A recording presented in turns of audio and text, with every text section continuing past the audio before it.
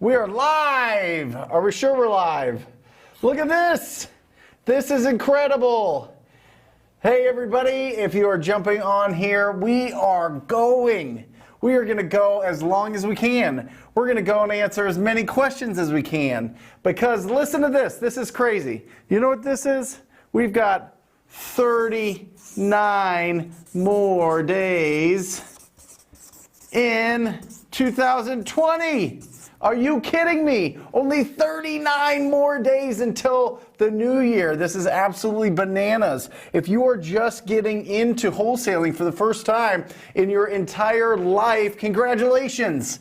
You found it during a pandemic. You found the most incredible business of all time. And what I'm going to do today is just to kind of open up the conversation to try to stimulate a lot of questions that you might have. I am going to break down every single step. I've got 17 steps that you really need to know to wholesale a deal. So we're going to break it all down. Now, maybe you've already done deals. Maybe you've already gone through these steps. It's really important to break all these down so that you know which ones you want to delegate first when you start hiring people. And I'm going to break that down too. I'm going to show you how I did it with my business. I'm going to show you how I think it's the most effective to be able to do it. Ernie, and by the way, guys, I've got a huge computer screen right here that shows me questions, pops up comments. Ernie Ortega, hello. Thank you for joining. It's going to be absolutely a blast because we've only got 39 more days in 2020, which really, if you look at this, you know that the holidays is going to chew up a lot of our time. It's going to chew it up. Things are going to be more shut down. It's going to be a little bit tighter, right? So we need to make sure that we're finishing this year really strong, and we're starting out 2021 with a long runway so that we are building momentum with the leads that we're building. Remember, we need to make sure that we build up a pipeline of leads.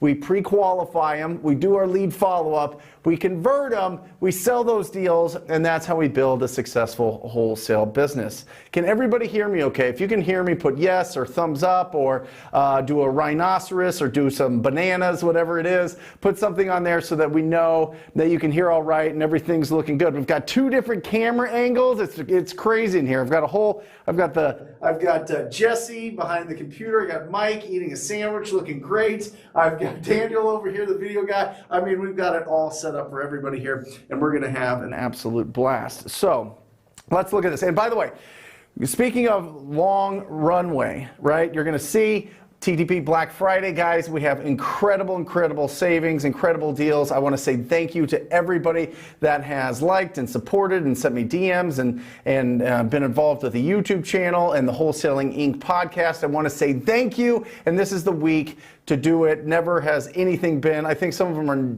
92% off or whatever. Yeah, so definitely check it out, from $7 all the way up to coaching. So it's going to be absolutely crazy. So let's look at this. 39 days left in 2020. We got to take advantage of it, all right? So let's start out. And by the way, we're going to have guests popping in. We're going to have, some of your favorite characters popping in. We've got some incredible talent popping in to answer any questions as we're going through this. So how are we looking? We're still live? We're still doing things? Okay. Number one, guys, here we go. Number one is, well, first of all, the number one first thing you have to do with your wholesaling business is make the decision to become obsessed with your wholesaling business. All right? If you are trying this, and you're trying crypto, and you're trying drop shipping, and you're trying some sort of stock thing, whatever it is, it's not going to work, all right? Because this business is incredible, but it takes work, it takes action, it takes consistency, all right? So first you have to make the decision, do I want to be a real estate investor? Truly, do I want to be a real estate investor? Because that's really what we want to do. Right? Wholesaling is fantastic. Wholesaling makes us money, but once we've paid off our debts, once we've bought some stuff that we've always wanted, once we get the better clothes and the shoes and the stuff, once we're rolling in this thing, what do you do with it? You need to either you spend money or you invest money, right? There's only two options. You spend it or invest it. And that's what's beautiful about this business, is because it teaches you how to find deals so that you know you can invest in incredible opportunities as they pop up. So the first thing is make the decision. Make the decision that you're going to commit your lunch hour, your evenings, your weekends. If you could do this full time, you're going to go after it like it's a real job, right? Oh, that sounds terrible, Brent. Listen, you got to build it in the beginning. It doesn't just fall into your laps. You have to build it in the beginning. You got to build this thing up and build this thing up and build this thing up to the point where it can be a business for you.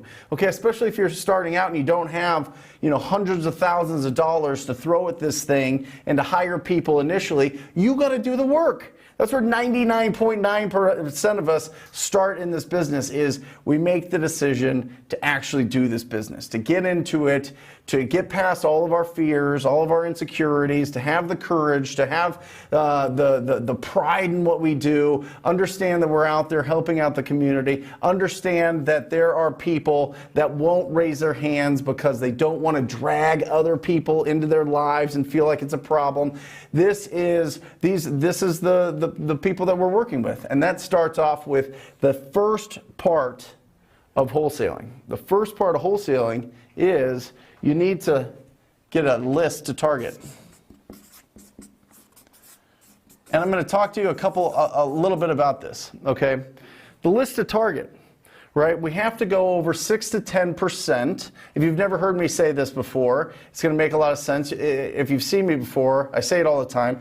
6 to 10%, that's the national statistics. 6 to 10% of the real estate market is in distress at all times. For whatever reason, for a ton of different reasons, because they can't afford the property anymore, or they inherit the property, or they lose a job, or they're going through something emotional, or something happens physically. Somebody gets in an accident and has to, shuffle around funds to be able to pay for that. There's a lot of different reasons. There's tax default. There is people that just don't want to fix up their house. There's people that own rentals and they've had the same people in it forever beating the hell out of these properties, and they need to do something about it, and they don't have the money to fix it up, nor do they want to fix it up. There's so many different reasons why people would sell at a discount. All right, there's so many reasons, but we have to go after those people. Now, this isn't traditional marketing. Where I'm coming from is, and I'll break down the different ways to get deals, but where I'm coming from is this is from you going after specific, specified people that are showing signs of distress. Okay, I'm not talking about doing radio or TV or internet leads where it's kind of out to everybody and there's not a specific list that you're going after. I'm talking about going specifically at a list, because when we're starting out, you don't want to throw a huge budget at your marketing costs until you get all of these 17 processes down and you feel comfortable and confident that you can get a return on the investment that you put into your business, right? So we look at what are the lists to target. Now, listen, the number one list that most people do their first deal is driving for dollars. It's driving for dollars. That's the very first list that people typically get their first deal from. 80% get their first deals from driving for dollars. It's simple. There's ugly houses on the street. You go and find these ugly houses on the street. You get their address. You either go to the door or you skip trace that address. You get the owner's information. You skip trace that address, and now you call them. You call them up, or maybe you want to mail them. You can mail them, or maybe you want to handwrite them. Stick a note to their door or handwrite them and mail it to them, whatever it is. There's a lot of different ways. Obviously, I'm going to push you to be more proactive and not spend money, but spend time, spend your efforts, spend your skills and your abilities over spending time in the beginning, because I want you to keep the most money. But the first thing is driving for dollars. It's absolutely critical. But Brent, I'm in a virtual market. I live in San Diego and I'm doing business in Lexington, Kentucky. Great. Guess what? You can virtually drive for dollars. Google Maps pretty much has the entire country, with like pictures of every property. You can do virtual driving for dollars, right? You can go around. If you have any questions you have, you can literally just type in Brent Daniels virtual driving for dollars into YouTube and find a whole tutorial on how to do that. Pretty much everything I'm talking about today, it has a tutorial on YouTube, right guys? I mean, pretty much, yeah, good. So driving for dollars, you can virtually drive for dollars. You can do that virtually through Google Maps. If you check that video out, you'll see that I highly suggest the app. Deal Machine, listen, you can use whoever you want. You can use whoever you want. What I would suggest is definitely get a Driving for Dollars app. All right, get a Driving for Dollars app. It's so much simpler than going and having to pull all the county records and find the owner's information and see if it's a rental or see if it's owner occupied and see how long they've owned it and or did they just buy it and they're going to be fixing it up soon, or if they owned it for a long time. Like, all of these things are important. You can have it literally on an app that'll tell you everything about the property, and you can call them and you can text them or mail them or whatever you want to do. So yeah, virtual driving for dollars, list to target, virtual driving for dollars. The next one that we usually go after is tired landlords, right? Tired landlords. Now this kind of gets an interesting, different definition, right? Because what's a tired landlord? Some people say a tired landlord's 3 years. I say it's 10 years. I say I want to start with landlords that have owned properties for 10 years. Because the fact is, if you've owned a property for 10 years, you haven't improved that property. You have tenants in there, maybe multiple generations of tenants that have come and gone and left it and whatever else, and you haven't really been fixing it up or improving it or going too crazy, just kind of get it rent ready, and you get tired of it, and you don't want to be a landlord anymore because you don't want to get calls in the middle of the night, or you don't want to manage your property managers or whatever else. We go after tired landlords. Now, right now, everybody knows to go after tired landlords. It's an easy list to pull, right? You can pull these lists online in a variety of different places. You can pull these lists, the tired landlord list. Now, it's great because when they're ready to go, they're ready to go.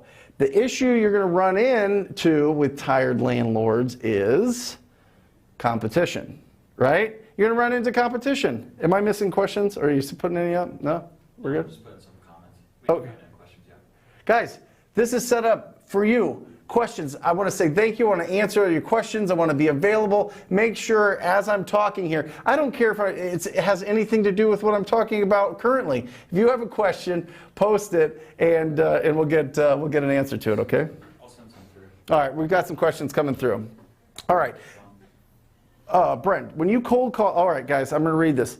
When you cold call for the first time, are you trying to qualify them with the 4 pillars and give them an offer in that first call, then follow up with them to ask if they accept? This is a great question. The first initial call, and from Thomas Bennett, what's up, brother? The first call, what I'm trying to do is just see if they're open to considering an offer. Now, this is, I always, every conversation that you have goes to the 4 pillars, right? Which are the condition of the property, timeline to sell, motivation to sell, and their price, right? Those are the 4 pillars that we're going for if you're not familiar with that. That's what all the conversations go. The first conversation, I'm just trying to break the ice, see if they would consider an offer. I'll push a little bit if they're an expressive personality, but typically with the other 3 personalities, I'm going to let them kind of feel more comfortable. Remember, they still have a force field around them when you call. You're still a stranger, right? And some people are more comfortable with strangers than others. Typically, they're expressives because they just want somebody to talk to. Oh my gosh, I got somebody on the line. I'm going to jibber jabber about everything. And now you're feeling good and you're talking to the expressive. And then your next call is like some analytical and you're like, oh my gosh, this person is asking really, pointed, specific questions and they're really guarded. So it's case by case, but what I would say is 75% of the time, unless you have an expressive, 75% of the time, it's your tone. You're asking good questions, but you're not digging too deep. You want to see if they would consider an offer. And then the second most important thing that I would go there is find out, In the script, we ask them about price because I want to kind of feel it out. I want to throw it out there, see if they've got a price in mind that they're looking for. But really, what I'm trying to do is get their timeline. Timeline is everything. Timeline, timeline, timeline. When do they actually want to sell? When do they want the money for this? Because if they've got a shortened timeline, not only are they ready, but there's going to be more motivation there for some reason. And if they tell you the timeline, the likelihood that they tell you the motivation, it's a natural progression of a really good conversation. So you're pulling in the timeline. They're giving you why they want to sell so fast. They're saying they don't want to do this. They do want to do that. So that's what you're looking for when you go for the timeline. So a good question to ask is, well, typically we close our deals in 2 weeks to a month. Does that work for you if we close in a month from today? Right? Ask them. No, yes, blah, blah, blah, you know. I like asking a yes-no question here as opposed to an open-ended, because I feel like an open-ended, it really puts them on their back foot and they're not really sure. Well, Mr. Seller, when would you like money for the house? It always played weird whenever I did that. Whenever I did that, it always played weird. They were like, well, I could do this, or I could do that, or this is going on, or that's going on. Now we're spinning off on all sorts of different tangents. We're not staying focused to the conversation. So I ask a yes, no with a timeline, 14 days to 30 days. We can get you your money in 2 weeks or 30 days. Does that work for you? Are you looking to close before the end of the year? Remember, we only got 39 more days left in the year. So does that work for you, right? Those are the questions you want to ask. Really, really great. Don't feel crazy that that they're pulling back on the first initial call. Sometimes you have to break it. Let them feel comfortable. Let them understand that you're not, you know, a Filipino calling from a different country that's really just trying to get all the info from them, but that you're a neighbor, that you're down the street, that you're somebody that cares, that could show up, that can treat them with respect, that can treat them with, communicate with them with respect. You know what I mean? So those are really, really important. Great question there. We've got a lot of questions. Mike's telling me we've got 201 people watching. Let's go. We're going to break this all down. Lots of questions coming. So as they start flying in, I'm going to start answering them. But number one is your list to target. This is it. I am telling you, this is where you want to start your process. Now, driving for dollars, tired landlords. I like tired landlords for multifamily. And yeah, Robin Hurt. You guys know Robin Hurt. Robin Hurt won the hotline contest 2 weeks ago or 3 weeks ago. Brent, what is the best way to overcome or merge the employee mindset? I've always been an employee, 27 years at the same company, never been an entrepreneur, and need to learn how to change gears. Robin, fantastic question. Treat this like a job. Treat your wholesaling business like a job. Set up time block when you're going to do it. The advantage here is when you win, you keep the benefits. That's what it is. Work it like a job. Well, I want to be an entrepreneur. I just want to crack the whip and have people do things. Listen to me. Let me tell you a fallacy, okay? Let me tell you what happens when you hire people to do one of the 17 things that's going to happen here. And by the way, I've got Jackie Thornburg and Jeremy Thornburg, one is my lead manager, which does this part. She pulls my list, and Jeremy evaluates every deal. He does land deals, and he's doing some dispo. But you're going to meet them. They're going to pop on here in about an hour, so it's going to be awesome. But treat it like a job, because once you start hiring people to do these things for you, guess what? They don't work for you. You work for them. You have to give them the opportunities. They have to be able to be in a position to win. They've got to be able to have enough leads so that they can close, so that they can, get paid and bonused, and the company keeps running. So it starts with being the employee of your own business. It's not shifting it to, I need to start hiring and pulling all these things until you get things running, Robin. Treat it like you would the 27-year. I guarantee you, I know this about you at least a little bit, that I bet you were the best. I bet whatever you were doing, you were the best at it. Just switch tracks and do it for yourself. It's not switching. Obviously, you want to be reading great books. Obviously, you want to be listening to great podcasts. You want to be doing great things. You want to surround yourself in this business.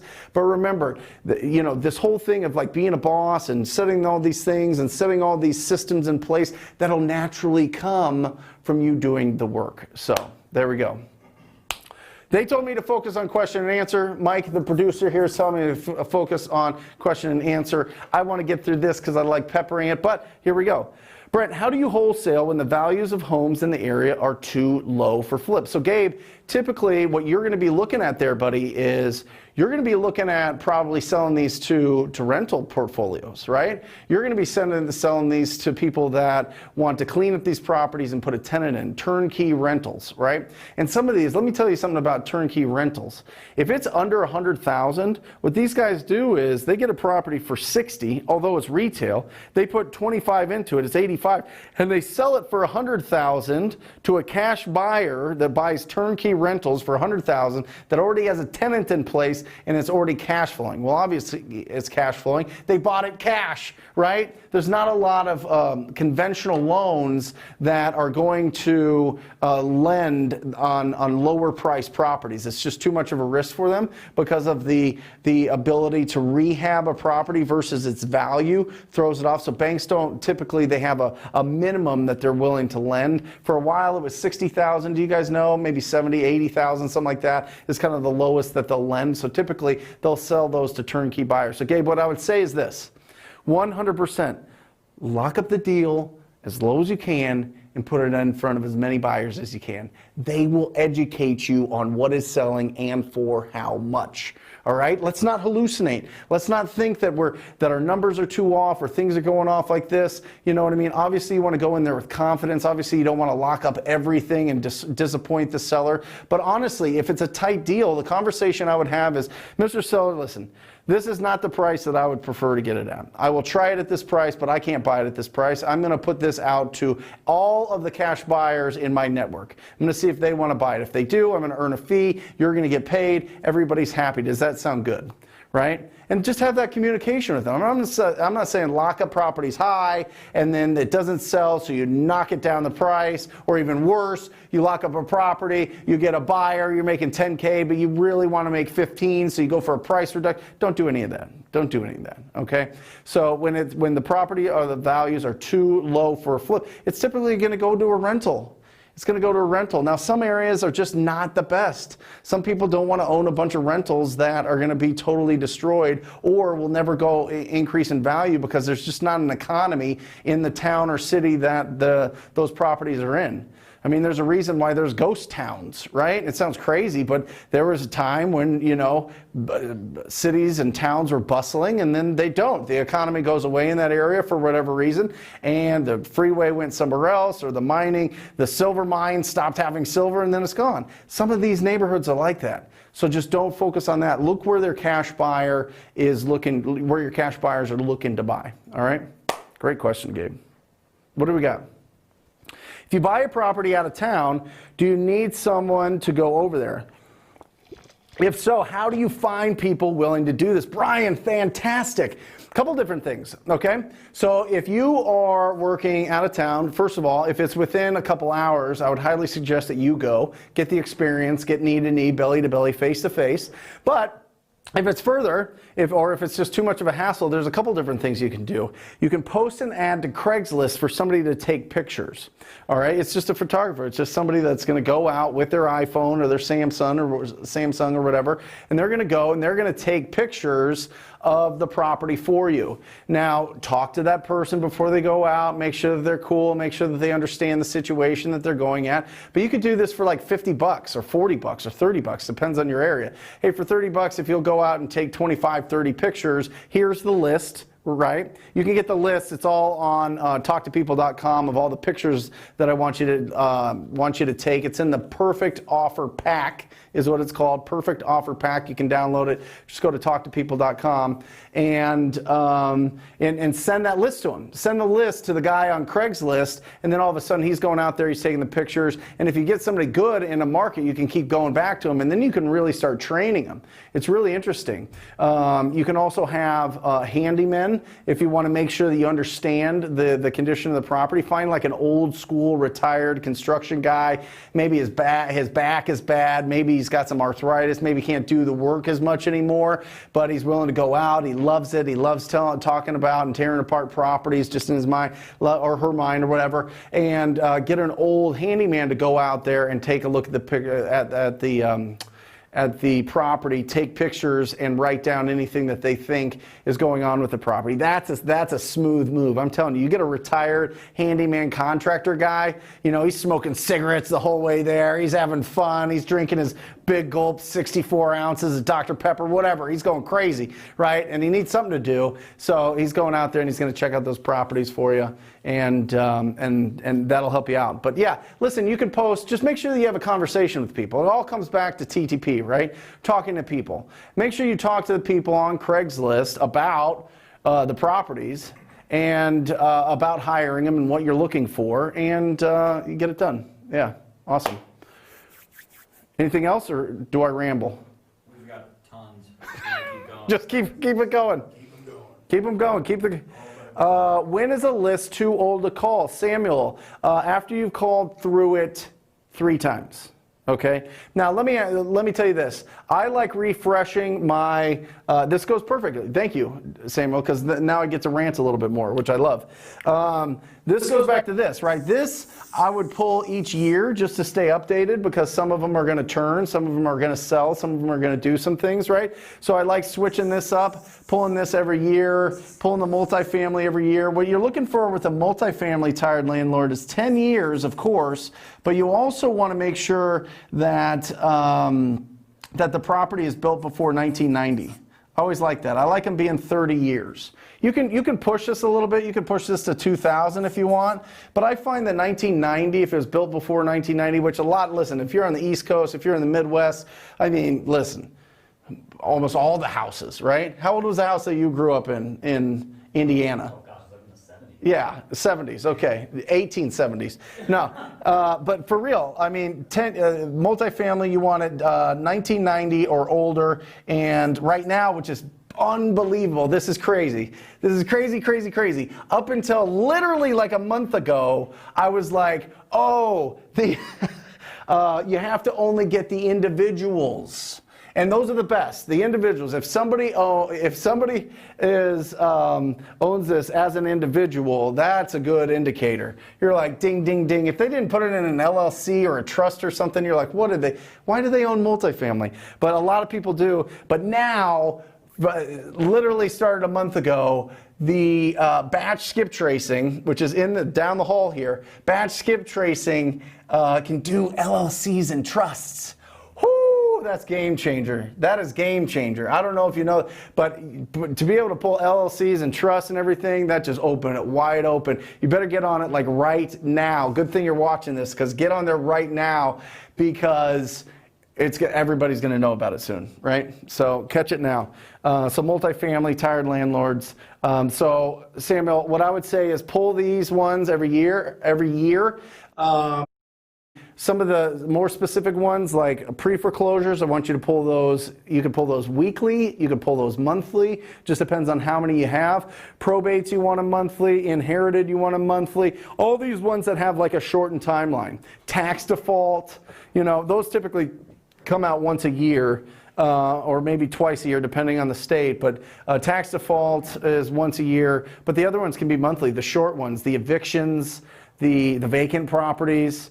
Another thing Batch does is, not to make this a Batch plug the whole time, but they have in Batch leads, they update you when properties go vacant, because they scrape against the USPS, right? The United States Postal Service updates all the non-deliverable addresses to a database. They bought that database and they scrub it against it every day or week or whatever. So it'll show you the properties that recently go vacant, which is great to go after. I'm telling you, the list. We just don't want to waste our time reaching out to people that really don't have any signs of distress, right? I mean, sometimes it'll work. Sometimes people are just like, you know what, just take it. I don't even care about money. It does happen. Really, it does.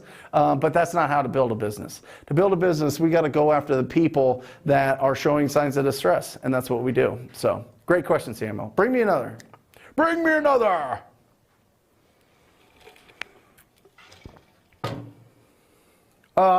Okay, from Adon.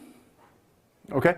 Do I need to have a solid buyer's list before getting a property under contract, or should I worry about finding a buyer once I already have the property under? This is the chicken and the egg. This is like everybody's this way or everybody's that way. What I say is this. This is my philosophy. Get the deal. The buyers are going to come. Okay? Get the deal. Now, I get it. If you don't have somebody to buy it, then what are you doing, right? If you don't have the confidence, you don't have the certainty, if you know somebody will definitely take it and you're going to actually make income on it, you're going to feel more confident. So obviously, I want you out there. I want you networking. I want you talking. I want everybody to know. I want you loud. I want you posting on social media. I want you you know what I mean? I want everybody to know what you're going through so that they start coming your way. Don't worry about all the negative Nancy's or anybody saying, why are you doing this? Or what are you up to now? Or weren't you doing other things, drop shipping a month ago or whatever? Just ignore them. It's just noise. They're just whatever. Let them live their lives, right? Post, be loud, network, and once you get a deal, I want you to join all the fix and flip groups in your city on Facebook. I want you to go to any of the meetup groups or virtual meetup groups that you can. I want you to talk to as many real estate agents that say they work with investors as possible in that area. You can pull those up. There's another download, talk to people, is the Cash Buyer Pack. It's called the Cash Buyer Pack, and download that. It's got like 1,000 different ways to get cash buyers and sell your deal. So yeah, that's what I would do, is I would get the deal. I would get the deal. That's the tough part right now. The tough part is getting the deal.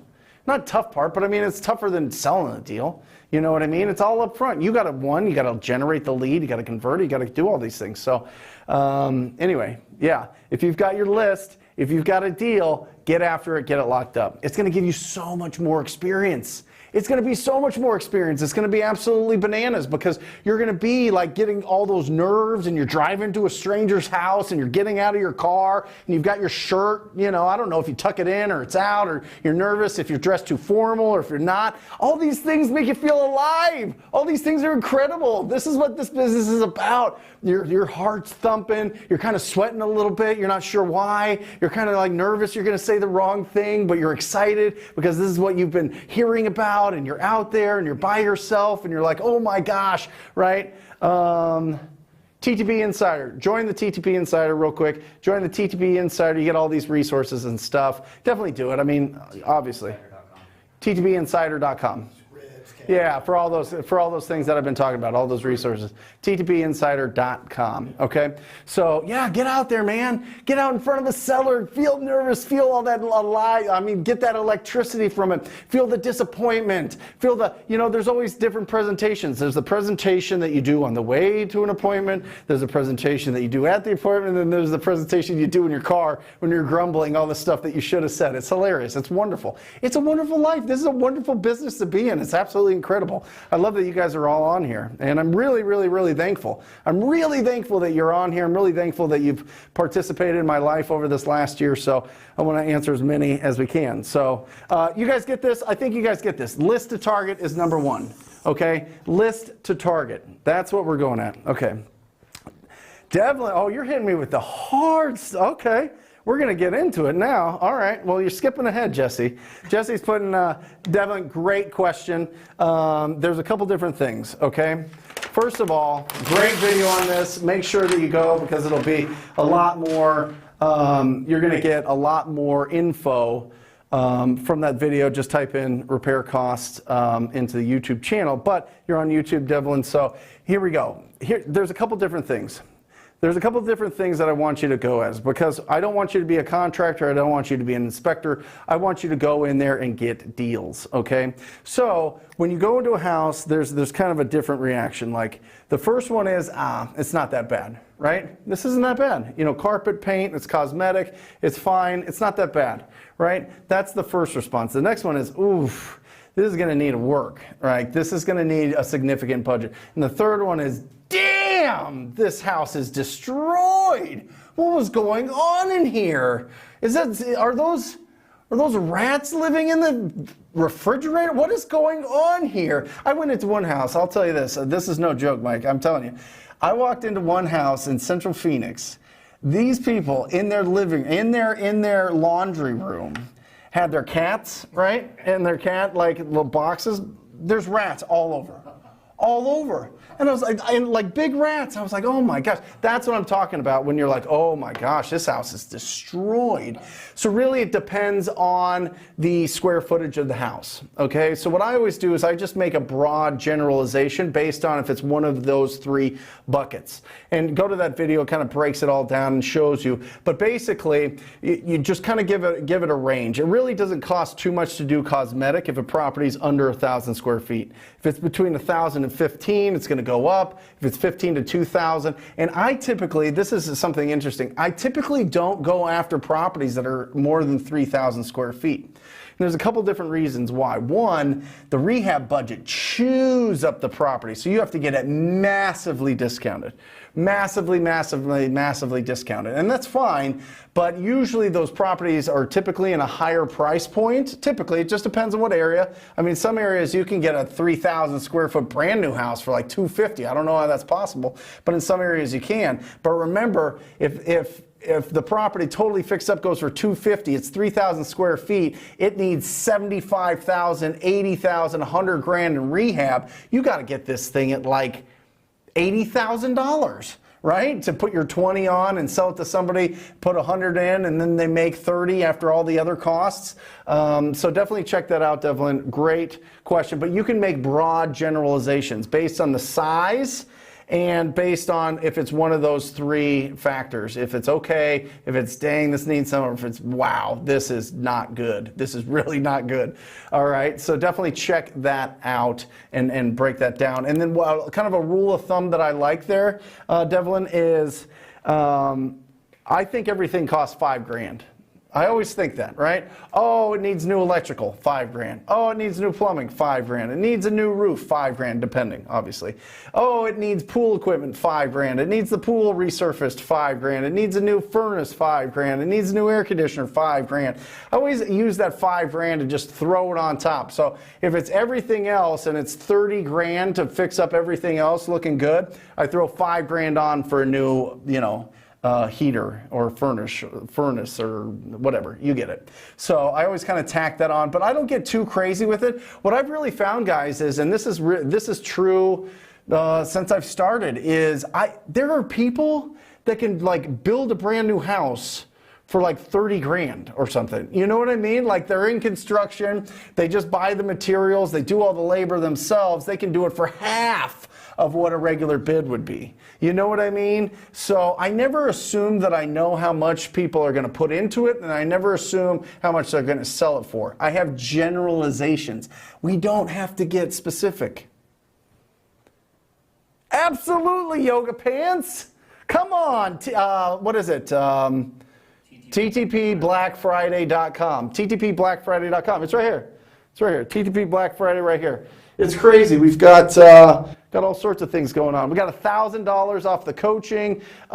Do your first wholesale deal for under 100. Guys, this is a $500. Really, this should be whatever. It's like 5 hours for $197. It's crazy. And then I broke down if you really want to master and understand how to pick up the phone and call somebody for $7. That's silly. $7. We did an hour training where I break down the whole script. So it's crazy. It's wild. It's a lot of fun. So definitely check that out.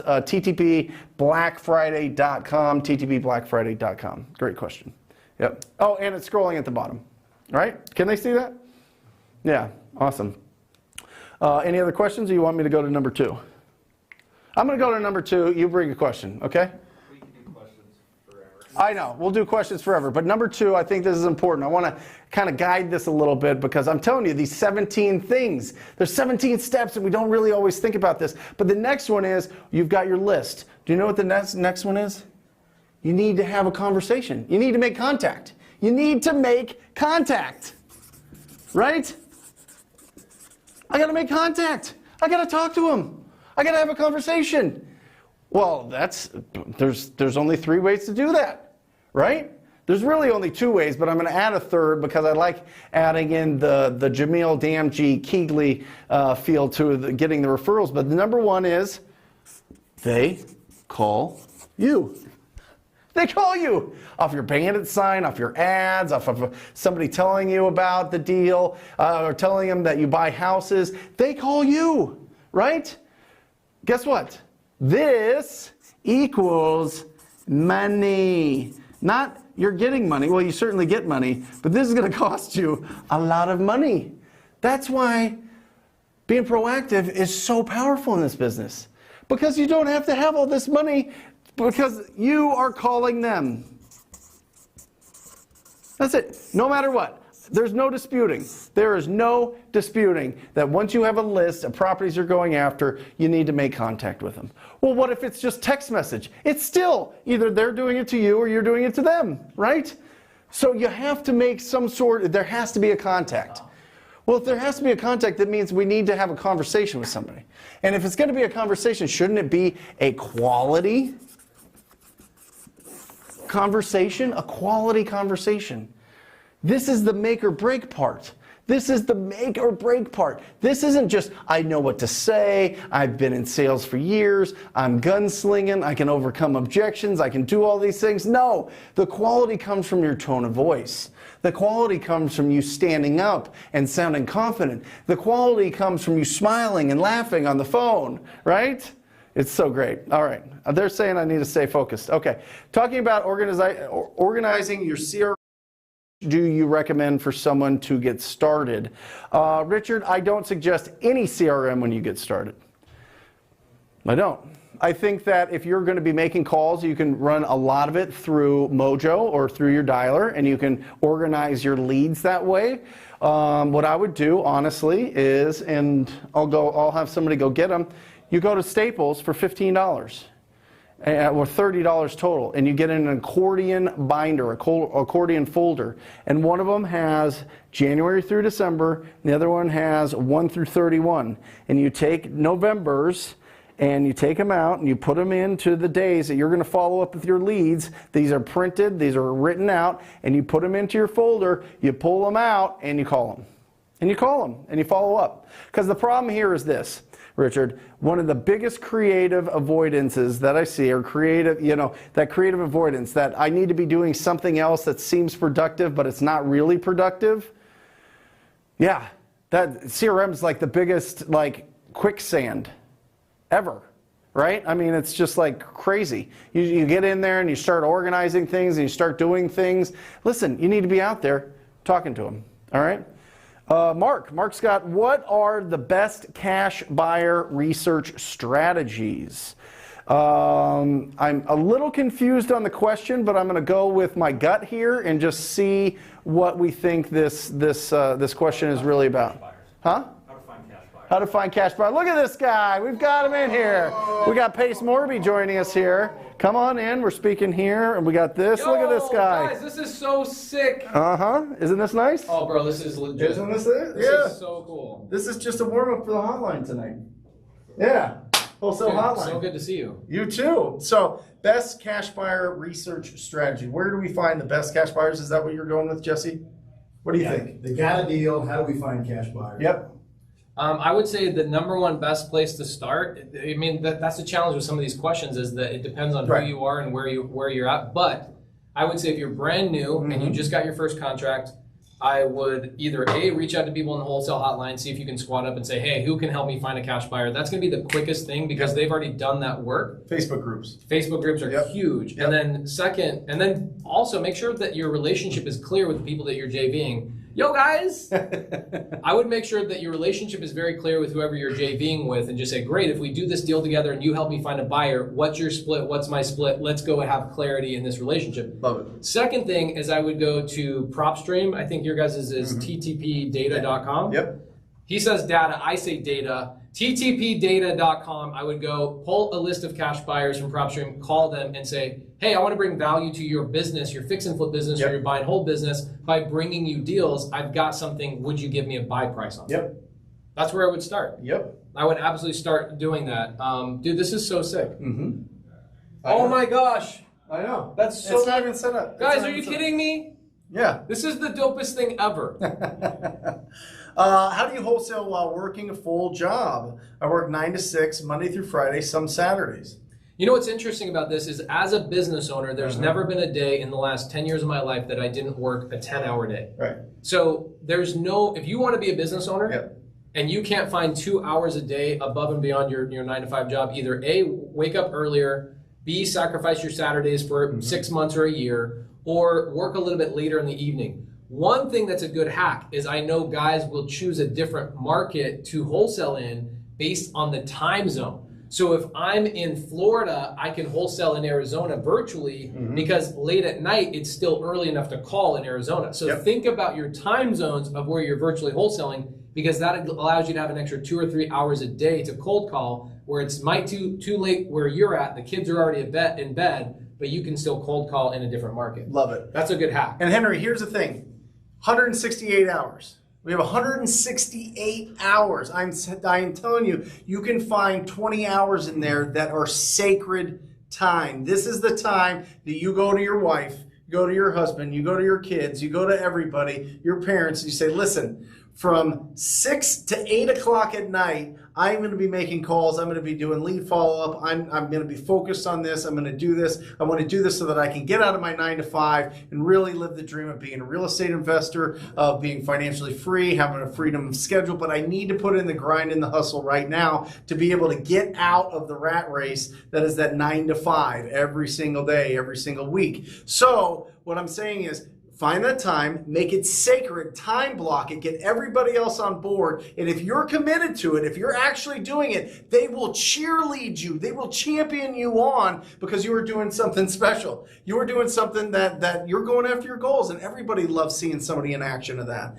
Now, I mean, not everybody, but you get it. You inspire people. When you're doing this extra stuff, it's not, you need to figure out in your brain how to flip the switch to where this business drains you, or making calls or follow-up drains you of energy, to where it actually gives you energy. I'm telling you, it is a switch in your brain. You can turn it on. You can turn it on and get excited. You got to think of this as your full-time job. What you're doing right now is just a placeholder. You take the time, you time block it, you stay committed, it becomes sacred. You're showing your whole family and friends and everybody that you're into this thing, and all of a sudden, a year later, you're out of your job. 6 months later, you're out of your job. One deal. Where are you live right now? Are you live on YouTube? We're Wholesale Hotline. We're on YouTube. We're on so everything. Guys, I've got about 50 people watching you live on Instagram right now. So Brent Daniels is doing a stream, which this is one of the reasons why I love this guy. Yep. You're doing this to just talk about things. I want to say thank you. You want to say thank you. Obviously, it's a great week to do that. Yep. So if you guys want to watch this, Brent is streaming live, guys. He's streaming live. How long are you going to be doing this? Until 2:45. So 2:45 today. Another 2 hours. Let's go. Another 2 hours. Jump on. Jump on Brent Daniels Wholesale Hotline or Facebook group or Brent Daniels YouTube channel, and you guys can watch this live stream the rest of the day. Jay Mercer, great questions. Probates. Listen, this has been a lot tougher. And I really like Pace's advice on this because he uses it and they do a good job. But go. This is the #1 best lead source. I'm telling you, guys, there is no better lead source on planet Earth than a probate deal coming directly from a probate attorney. Right. So we did, anybody that's been following me for the last couple of 6 months, we did a giveaway called the First Deal Giveaway. The First Deal Giveaway was, I go, you know what, I want to just show people exactly how fix and flips work. So I'm going to give away a partnership with me and my partner Cody. I'm going to find the lead, I'm going to close the lead and record it so people can watch it. I'm going to fund the deal, run the construction, list the property, and split the profit on this deal 50-50. So what ended up happening is this girl named Keen ends up winning this. She's getting $21,000 living in New York. She lives in New York City, and she's been part of the fix and flip virtually through our Slack channel. That lead came from a probate attorney. Yep. Okay, so what happens is when you establish a relationship with a probate attorney, everybody else is calling these probate clients, cold calling, texting, whatever. Meanwhile, I'm getting the lead directly from the probate attorney. Who do you think the client's going to go with? Hands down. So we did a testimonial with the seller on this particular deal. His name is Wes. And I said, Wes, why did you choose to go with us? He goes, dude, like it was not even a question. The probate attorney told me to go with you guys. How many people cold called you, texted you, reached out to you? He goes, no less than 50. At least. Literally zero exaggeration, no less than 50. And I go, I got this deal just because of a relationship with a probate attorney. So probate attorney. Wait. Let's pull this back because the next question everybody's thinking is, how the hell do I talk to probate attorneys? Right, like, right. What? I just call them up and all of a sudden they're sending me leads? That's not. With value first, build the relationship. Tell them how you got your foot in the door. Yeah. Whoa! That's so the way that I do that, where are we? Right here? Sure. Love it. So the way that I do it is we call the probate attorney's office and we say we want a consultation with the probate attorney. We tell them, hey, look, we buy houses all the time and I'm sure you're getting blown up by real estate investors, but that's not why I'm calling you. Okay? I'm going in the back door here. Yep. I am calling you because I want to provide other services to your clients like locksmithing, trash out, moving, whatever. Yeah. Okay, whatever it is. And I want to get a consultation from the attorney, and I'm willing to pay for that consultation. By the way, guys, I've never paid for a single consultation. But you become his junk man. I become the junk man. All the things the probate attorney, you guys don't understand this, but probate attorneys have to deal with so much stuff beyond probate. Yep. Hey, do you have a trash out? Hey, do you have this? Hey, do you have that? And change the locks, board up the windows, clean it out, cut the yard, all these things. The neighbors are complaining there's dead cats on the driveway. Whatever it is, you guys will see Rylas Dana, one of our resident probate attorney, has become our friend because of how much value that we've given to him. So you go to them and say, whatever your clients are dealing with, I want to be the guy. The first deal I ever did, I met with an attorney Friday, Ryan Hodges. I gave him my spiel. He goes, man, this is the greatest thing ever. I can offload everything to you. I go, do you have any clients? He says, no, I don't currently have any clients, but I'll let you know when I have somebody that needs your services. Next day, Saturday morning, calls me up. It's an unknown number. I answer the phone. I go, who's this? He goes, this is Ryan. I go, Ryan who? I know a lot of Ryans. He goes, the attorney you met with yesterday. I go, okay, great. How can I help you?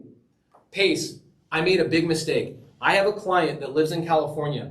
I told them I would change the locks on the property that they're inheriting, and I forgot to do it. They're now driving from California to Arizona right now, and my locksmith is not available to get the property unlocked. I'm going to look stupid. So I go, I got you. Put me directly in touch with your client, and I will handle it. So am I a locksmith, guys? Hell no, I'm not a locksmith, but I called Papa Lock, which is a locksmith franchise. They meet me and the client at the property, and while the locksmith is changing the locks, I say to the client, I'm so sorry. I told Ryan Hodges I finished this a week ago. I didn't. I'm so sorry. It's my fault. I'm sorry you're having to wait. But in the meantime, while we're waiting for him to change out the locks, what are you doing with the property? Guys, we made $37,000 on my first assignment deal with a probate attorney. The next day, Ryan Hodges calls me up and he says, I cannot believe you fell on the sword for me as a probate attorney. I felt stupid, I looked stupid, and you saved my butt. And I'm sitting here saying, Ryan, I made $37,000 on saving your butt. Do you think Ryan Hodges has sent me more? Yo, hey! But that's the answer, up, bro. Hi! Right here. Hi! Look at this guy. Hi! Hey. Hi! How are you? Everything's, I'm not crashing you guys. I'll come up. I just want to say hi. I was Good. No. No, Here you come go. in This is brother. a perfect Come question in. for you. Okay, what's the This is a question? perfect question from Ham Cav. From Ham Calves? Yep. From Hammy Calves? What do you do if you don't want the seller or buyer knowing how much you made on a deal? Well, you can do a couple of things. Right here. You can, that camera. Yeah. Wow, this is amazing. I know. Wow. I'm telling It's like you. real TV. Look at all the cords. Amazing. Yeah. First thing you do is you can find out if your title company will do a blind HUD. That is the least expensive. If Blind you're HUD. A blind HUD, or they also call it a buyer-seller side HUD. Essentially, It's what that probably means, a better term for it. buyer-seller side It HUD. doesn't sound as shady. Doesn't sound as shady. Yeah. But it's apparently the reason why a title company can do it is because the information that's pertinent to the buyer is shared with the buyer, and the information that's pertinent to the seller is shared with the seller. That's the least expensive way to do it. The next option would be to do a double escrow, and that is where it's just two transactions. And this way, no one is entitled to know anything because they're completely separate files. So those are the two best ways that I know of keeping your assignment or keeping your fees private. And what's your rule of thumb? 15K or more. That's what- 15K or more, you're going to do a double close. In fact, now we've kind of upped that to 20. Sure. We were doing double closes at 15, but honestly, buyers are absolutely okay with you making money. They know that there's marketing expenses that go into getting a deal under contract. They understand just how hard it is, how much work we do as wholesalers. As the market's gotten tighter and tighter, they respect the relationship more and more and more. Yep. And so you really shouldn't be feeling away or feeling embarrassed about making money. This is just the cultural. That's the question I would have is right? talk to your buyer. Yeah. Make sure, I mean, if you're in, typically it's the buyer that's going to balk at it. I haven't dealt with this in like 5 years. I haven't dealt with the buyer angry about how much money we make. I think the confidence and the certainty goes into it. I think that sometimes you run into people that know that you're newer and they're going to try to get you on it just because they want to try to get it cheaper. But don't go for it. You know what I mean? You can stand your ground and say if you want the deal or not. And the best way to do that is don't just have one buyer that's going to tell you,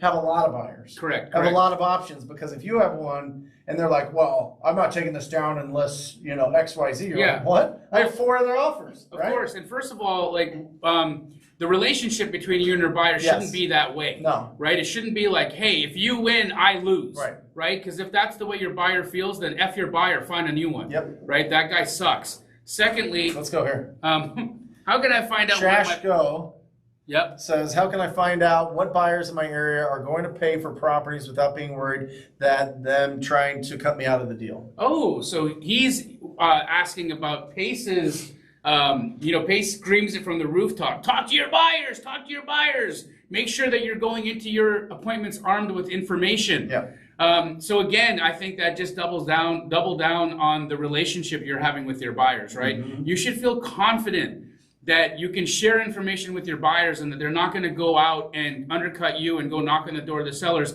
Look, if you are fearful that that's going to happen, I can guarantee that you've done one thing. Yeah. You haven't created a relationship with your buyer. Yep. If you are scared your buyer is going to go out to your appointment and cut your feet off, that's because your buyer probably doesn't know your last name. Well, and what you can do, this is something that we did, because there was a time a couple years ago where there was 2 or 3 groups that were swooping every time. But those weren't buyers; those were assholes.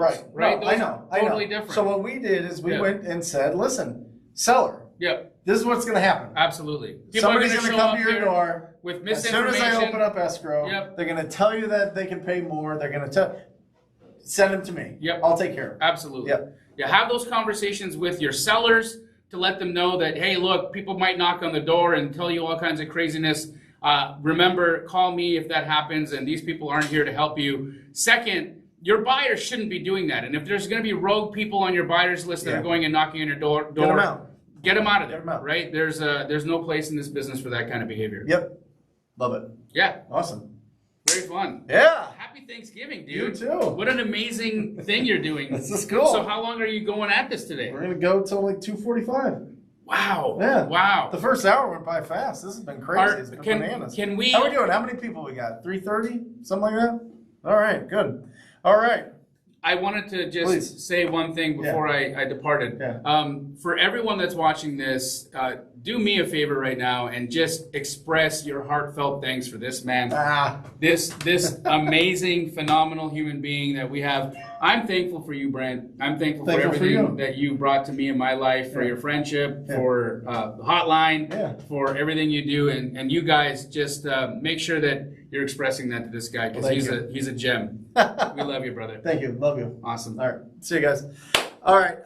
Where can I pull lists on a smaller budget? Really great question. So a couple different things. One is, if you want a smaller budget, PropStream, $97. You comp all the properties. It gives you all the insider information, gives you everything, and it's $97. TTPdata.com, TTPdata.com, or data, or whatever Pace called it a second ago. But I think that's your cheapest bet. I mean, here's the thing. ListSource, when you're not, if you're part of our coaching program, you get it at 3 cents an address, but if you're not, I think it's 9 or 12 cents. So it gets really expensive. With PropStream, you can pull 10,000 a month, which should keep you busy. So that's a great option for you, and one of the best. You can also, that's really the best option for pulling your lists, because they can filter through all those distressed.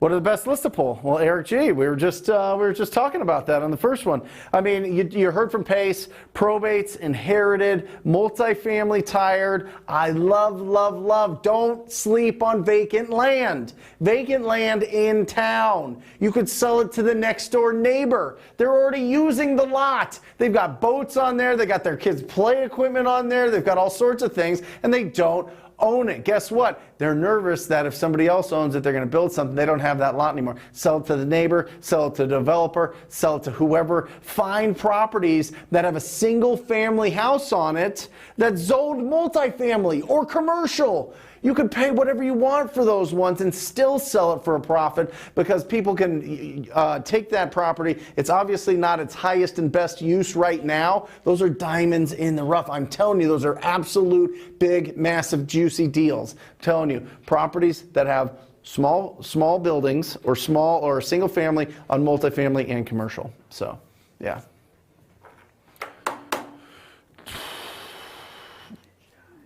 Time to, yeah. Oh, okay. Here we go, guys. TTP Black Friday, TTP Black Friday. I'm over here. TTP Black Friday, guys, I am telling you, it has never been this discounted before. $1,000 off the coaching. We've literally never done this. 2020 has been a bananas year. It's been crazy. And I just, you know, if the timing has not been right or the cost has not been right, I want to remove those barriers. But there has to be some investment, because if there's no investment, then nobody follows through with anything. So definitely check it out. From $7 for the script training, which is bananas, to $100 for the 5-hour training that'll get you show you how to do your first deal, to the actual mentorship, the coaching, the one-on-one. Let's see.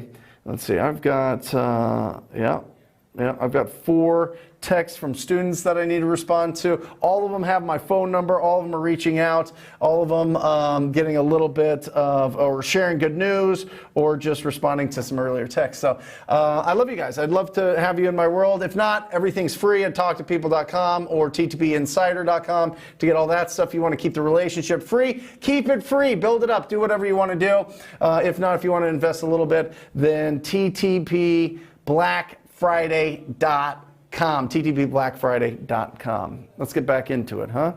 All right. So, how do you know if you're in a hot market? Valentine. Well, here's the thing. It's all hot right now, okay?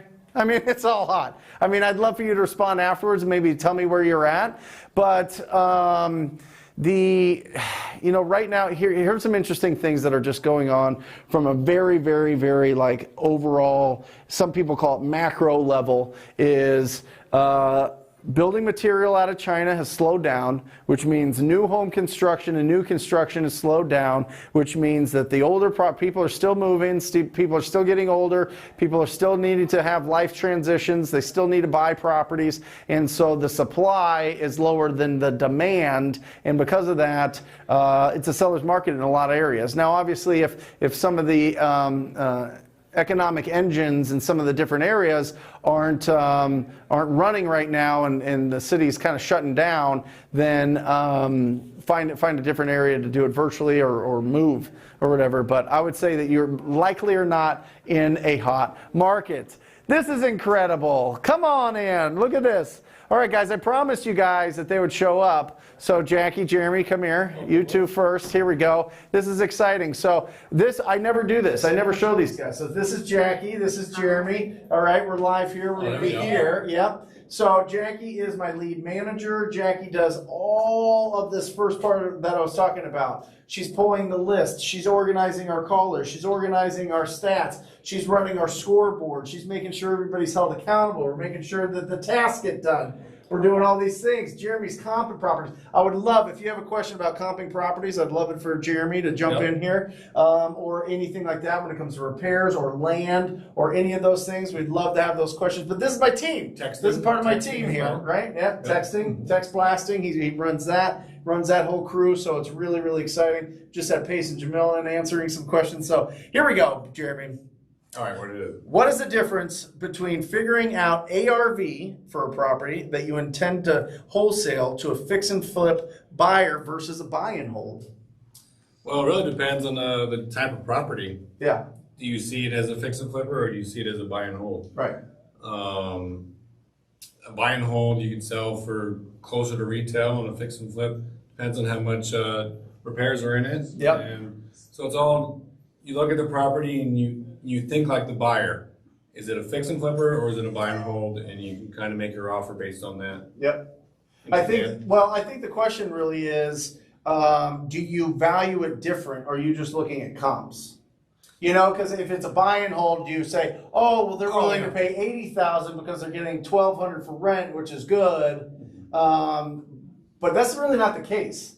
Well, the ARV that I do for a fix and flipper is based on putting it max for that area. You go, what's the max value for it? After I flip it, you're looking for the best possible comp that is going to be apples to apples. Mm-hmm. And in a buy and hold, it might just be rent ready. Mm-hmm. And so you might have a different ARV for that. Like, okay, it's at as is, it's worth this much. Yep. So there is a little difference in ARV. Love it.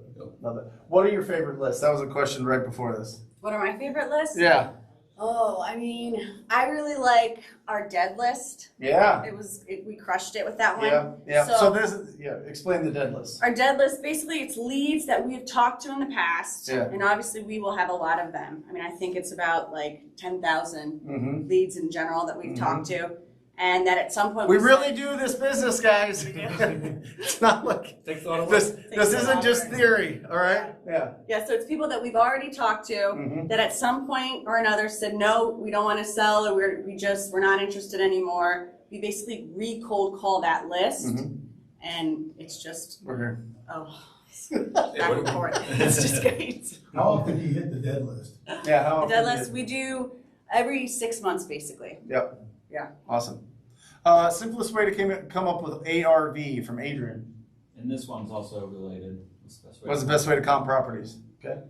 Yeah, for me, I kind of do the Jamil method. And just a second, guys. Jeremy had never done real estate up until 2019, right? Beginning of 2019. Right. Yeah. Never comped a property, never did anything. Now I go to him for comps, okay? I've been doing it since 2004, and we bounce things off each other. So he's coming from a perspective of knowing like literally nothing and building his experience. So what is the best way to comp it? Best way to comp is you find, like I was saying earlier, a house that's already been fix and flipped. Yeah. You want to find the one that's The beautiful house. Yeah, the beautiful, perfect condition house. Yeah. That the highest, the best. You want to make it a deal. The way I do it is I don't try to find the average. I try to find the top best property, and I go, that's ARV. I want to make this a deal, so that is ARV. This one in this area, so for 270, the 260, 265, and you're like, okay, the kitchens are done, the bathrooms are done, the floors are done, and like I'm gonna take the best and I'm gonna start from there because I want to make this a deal with my team. I don't want to, and because you never know, swing the bat. Yep. Your buyers might have a different ARV than you. You might find a buy and hold when you thought it was a fix and flip buyer, and so you swing. Or the somebody bat. that wants to live there or something. Yeah, you never know. It's crazy. A real estate agent might have a buyer. So What do you think? What do you think of this? Angela's asking a good question here. I think so. Depends on the area. Yeah. I found it just depends on how spaced out it is. I found that some of the South, it's a little off. The South and the Midwest seem to be a little bit off with prop stream. There's more spread out. You got to open up your map a little bit more and look for more specific comps. But in traditional neighborhoods, prop stream's pretty good, especially with even mobile homes. Land, it's off. Land is a lot off. You can't pull list for land on prop stream. Yeah. And I just want to emphasize, swing the bat. Stop overthinking it. I love it. People are like, oh, I need this formula, ARV that, but get it as low as possible and swing the bat. See what your buyers tell you. Love it. Love it. Another question we had was CRM. Yeah. How much time do you spend in our CRM? Like a day? Yeah, I don't know. It's maybe a week. maybe a week. I mean, I would say probably a week, like 10 to 20 hours. Did you hear that? In our Do you see CRM. why I say don't get a CRM when you're starting out? You don't need to. You don't need to. If you've got your leads, just organize them, print them out, do something. Find some way to do it. Don't play around in your CRM.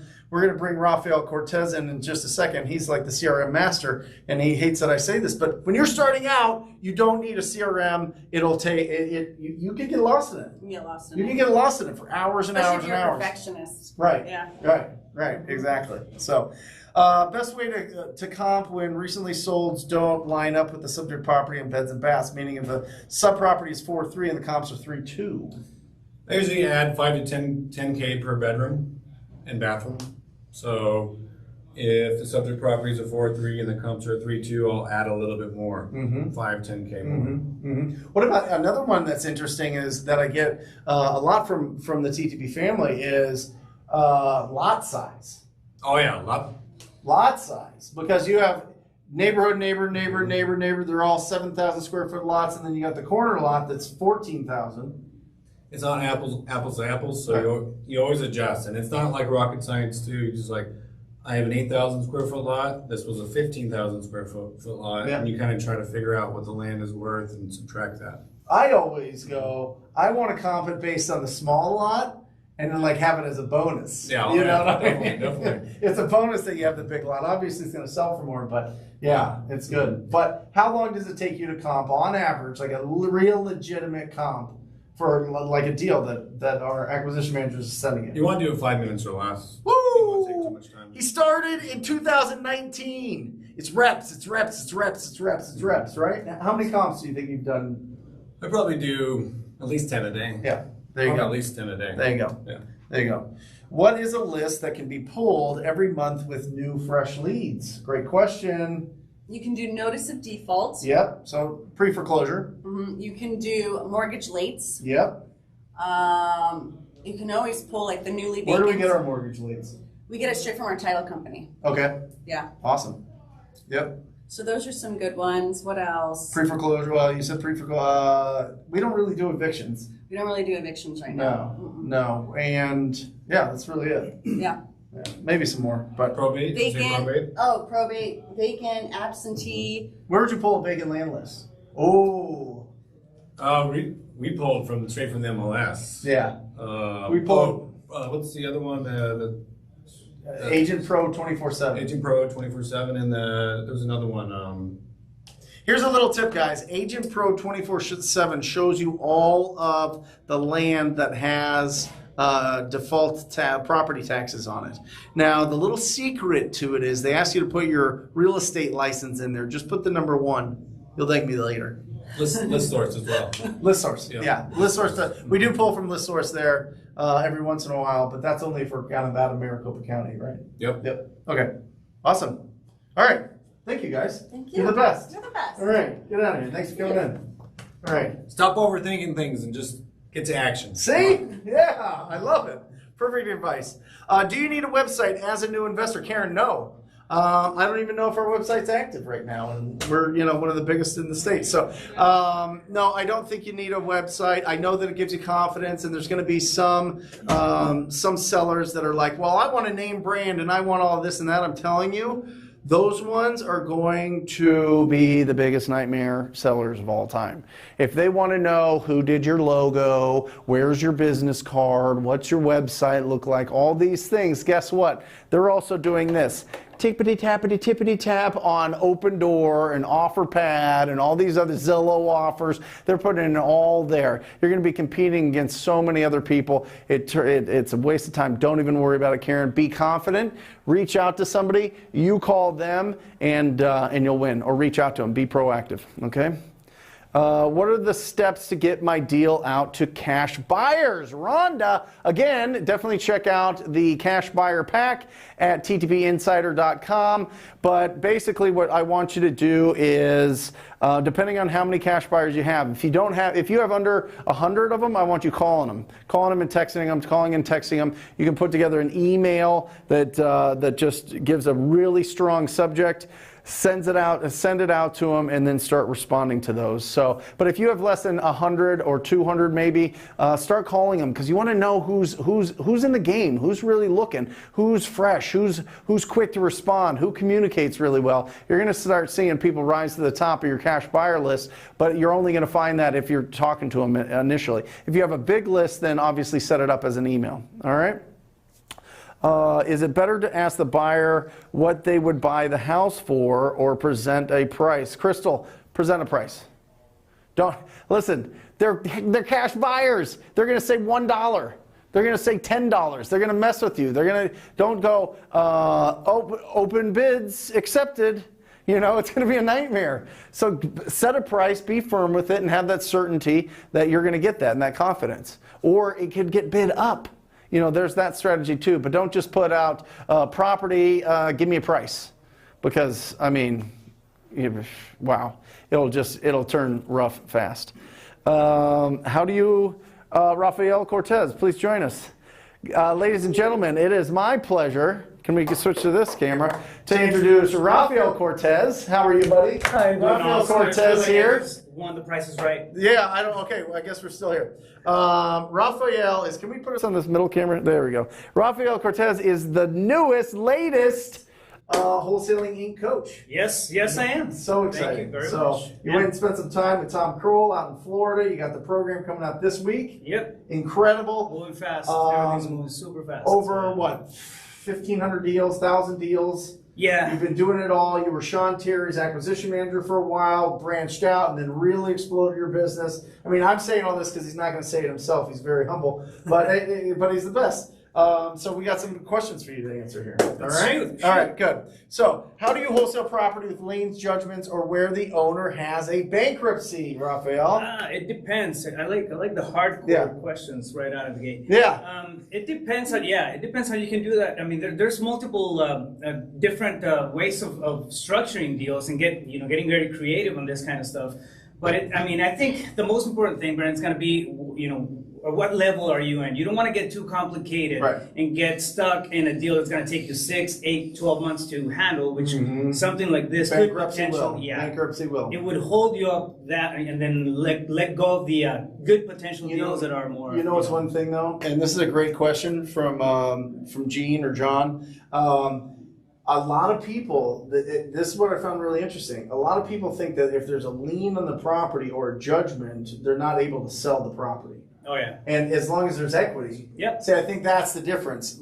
So when you're looking at it, if they have a lien or a judgment for $100,000, but the house is worth $300,000, you want to buy it for $150,000, the liens get paid off, they get the remaining amount, and you get the property. So I think a lot of people are a little bit kind of confused that, wait, do I have to give the owner, this happened to me today, do I have to give the owner cash of $100,000 and then they pay off $100,000, well then I'm really offering them $200,000, it's not a deal at that point. Yeah, you almost have to think about them as an additional mortgage on the property. Exactly. It's just something that's tying it down. So if there is, like you said, if there's equity in the property, there's a deal to be made.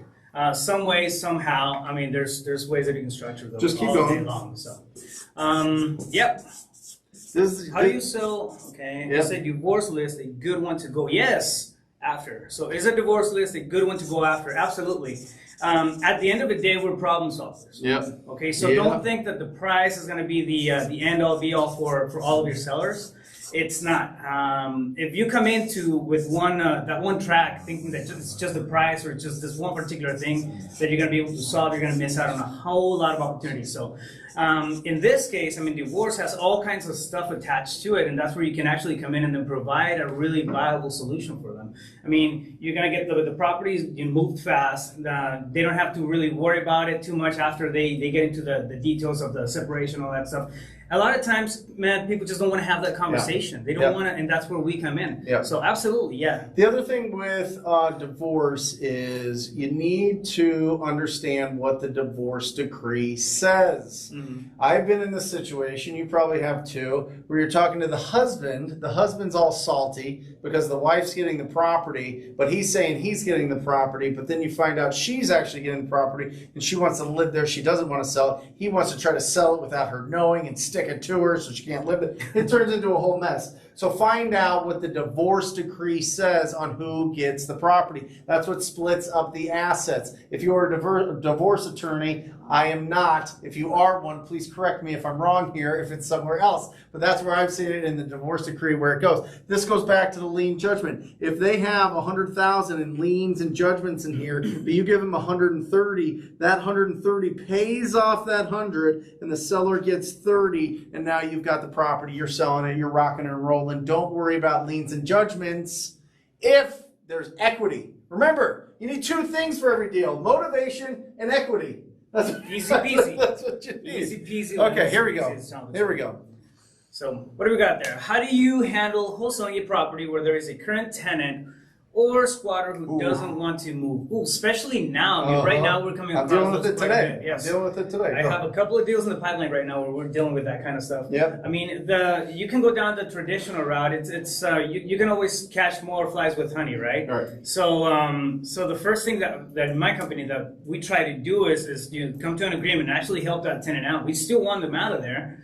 But it doesn't mean that we can't help them out either. I mean, we're trying to make the deal work with all the parties involved. So that's one way. We've offered cash for keys, especially right now with COVID and all the regulation. It's pretty uncertain as to, okay, I mean, if I buy a property and somebody's there, like, when are they going to move out? Right.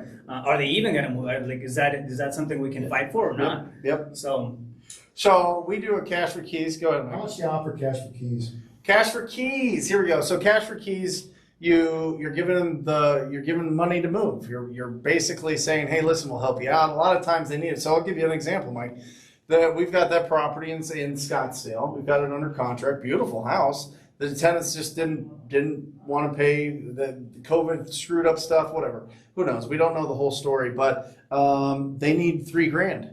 They need $3,000. They need $1,500 today to get the ball rolling, to get out of the house. This is very touchy. It's very touch and go right now because I feel bad because of COVID, and I feel bad about trying to move and all this other stuff. But at the same time, they obviously can't stay there. They have no intention of paying rent or doing anything. They got to move on with their lives, get into something that they can afford. And so we're paying $3,000 to get them. Now, the way that I look at it is this: what will it cost me to get a eviction attorney? Okay, and now how much the eviction attorney? It typically was about $2,200 to $2,500 to get them out, to the whole processing, the whole cost, everything there. So in my mind, if it's $3,000, it takes a lot shorter, and I can get to the property faster. It's better. One thing that I've done that I always attach to whenever we do cash for keys is we'll do an agreement. So we'll actually do a single one-page, super simple agreement, but it just states that that the tenant is going to leave the property in good condition. They're going to clean it up, and we're not expecting a fully detailed property. But what it does is that it just places some of that responsibility of the condition of the house. Now you don't have to worry about people breaking toilets, Right. And then because they're in the hook for those cash for keys, and it just kind of creates that relationship and expectations, Yep. right? So, Yep. I mean, cash for keys works great. I mean, it's the number one thing that we go to. Real quick, guys, you don't give them the cash until they give you the keys and they're out of it, right? Well, that's typically what we do. So the question is, Mike's asking, Mike, the producer here, is asking, we don't give them the cash until we get the keys. This situation's tough. They need $1,500 up front.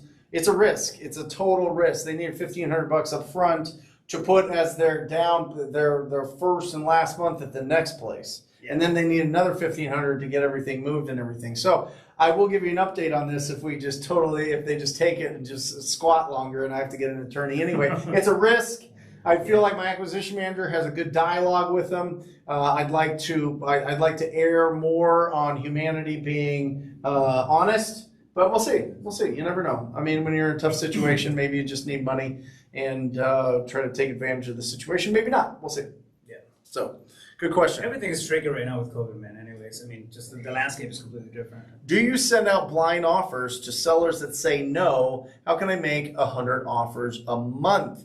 Brandon, YouTube, 100 offers a week. All right, 100 offers a week on my YouTube channel. You're on YouTube, so you can check that out. You definitely can. You definitely should be sending out those blind offers. You have it set up in your.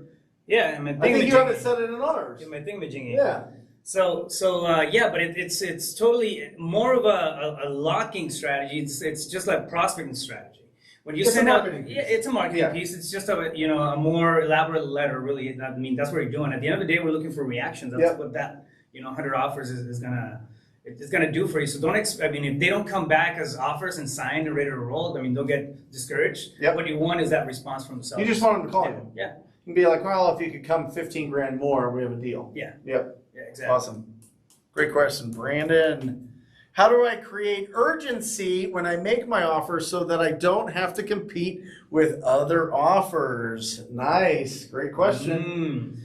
So urgency, it really depends on the type of seller, and it's beyond, like, I don't want to get too much into personality profiles or into anything it. like that. Yeah, okay. I mean, don't go So- off for like a half hour, but I mean, careful what you wish for. I know. So, no, but it's gonna depend on the personality profile of the seller. Yeah. There's people that are they really just want to sit with the contract. Yeah. And they want to break it down and then look at every single word in there, and they have to go through that process to become comfortable with making a decision, and that's totally fine. There's people that want to use that contract and leverage it. Yeah. So I mean, that's really where your repetitions of sitting face to face with sellers and Yeah. negotiating day in day out and understanding all those things that play into a certain negotiation Yeah. that you have to take into account, right? But for example, I will never leave a contract open with somebody who's a high driver. Right. Yeah. No. Somebody who's a high driver, somebody who's a high. Tell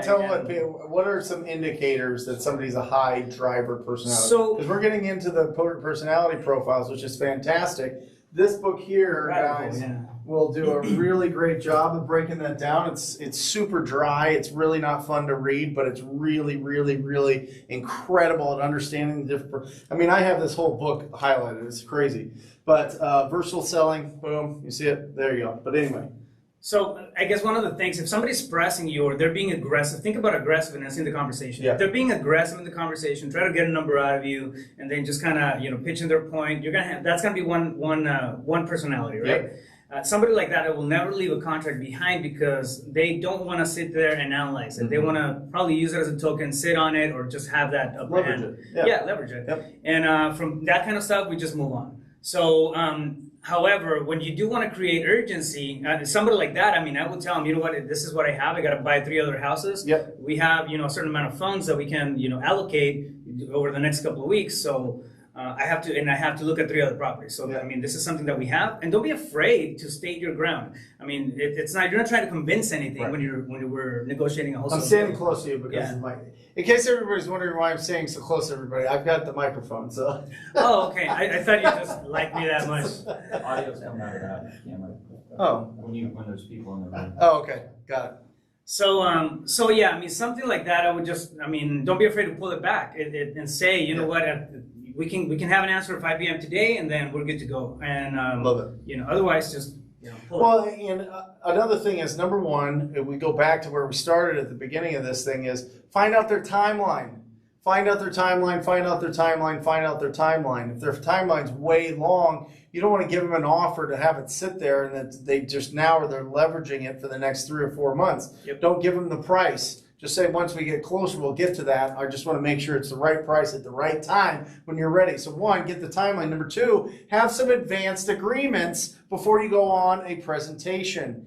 If when I come out on Tuesday and everything makes sense, the price makes sense, the terms make sense, you like me, we want to do business together, is there anything stopping you from signing the paperwork, the agreement, the whatever? Don't try to avoid contract, but you can. If you want to sign the agreement, is there anything stopping you from signing the agreement when I come out on Tuesday? Yes, no, blah, blah, blah. At least you know going into it what to expect. Some advanced agreements. Ask the question. It doesn't have to be brutal. It's all in the tone. Yeah, It's all in the tone and the way that you do it. If they're kind of feeling like you're being weird, then that tells you something about the way that they communicate. One thing that used to get me quite a bit when I first started, I was afraid to have those honest, truthful and honest conversations with people. And I just kind of wanted, I wanted to be liked because I wanted them to sell me the property. Right. And I went on so many appointments I shouldn't have gone on. I wasted so much time. Oh, yeah. And it doesn't mean that you have to be rude about it. Right. It's just, it's a transaction. It's it's what it is at the beginning. So when you're setting up your upfront agreements, it's a great thing to do. I mean, just clear expectations. This is what we can do on our end. Would you be able to do this, this, and that on your end? Whenever we meet. So. Love it. Thank you. Oh, all right. He's got to get to work. He's got to see. I love you, buddy. Okay. How do you prepare your boots on the ground for a walkthrough, Chris? Great question. So I'm assuming that you're in a different market. You're getting them to go check out the property. Definitely go to that TTP Insider. The reason I repeat is because I don't know when people are jumping on and jumping off. So I'm going to repeat myself a lot if you're just watching this all the way through. But TTP Insider, there's a great download that you can get called the Perfect Offer Presentation or Perfect Offer Pack. Yeah, Perfect Offer Pack. Definitely check that out. Give it to them. Right, it's going to show you what pictures you want to take. It's going to show you what you're looking for. It's going to show you how to, act on that appointment because, you want somebody representing you to go there and, not necessarily be like super professional like they're an attorney, but be like, likable. Right? Most people can get away with it by having a good personality and going out there, understanding which pictures they want to take and what you want them to do for you. So real estate agents are a great resource as well. I know some of the biggest virtual wholesalers will team up with an agent to go out there. These agents are going on appointments with motivated sellers. Well, what if they don't take the offer from the wholesaler? Well, now maybe that agent is going to list that property. And if you're licensed, they can send you money for that, right? If you're licensed, they can send you a referral fee.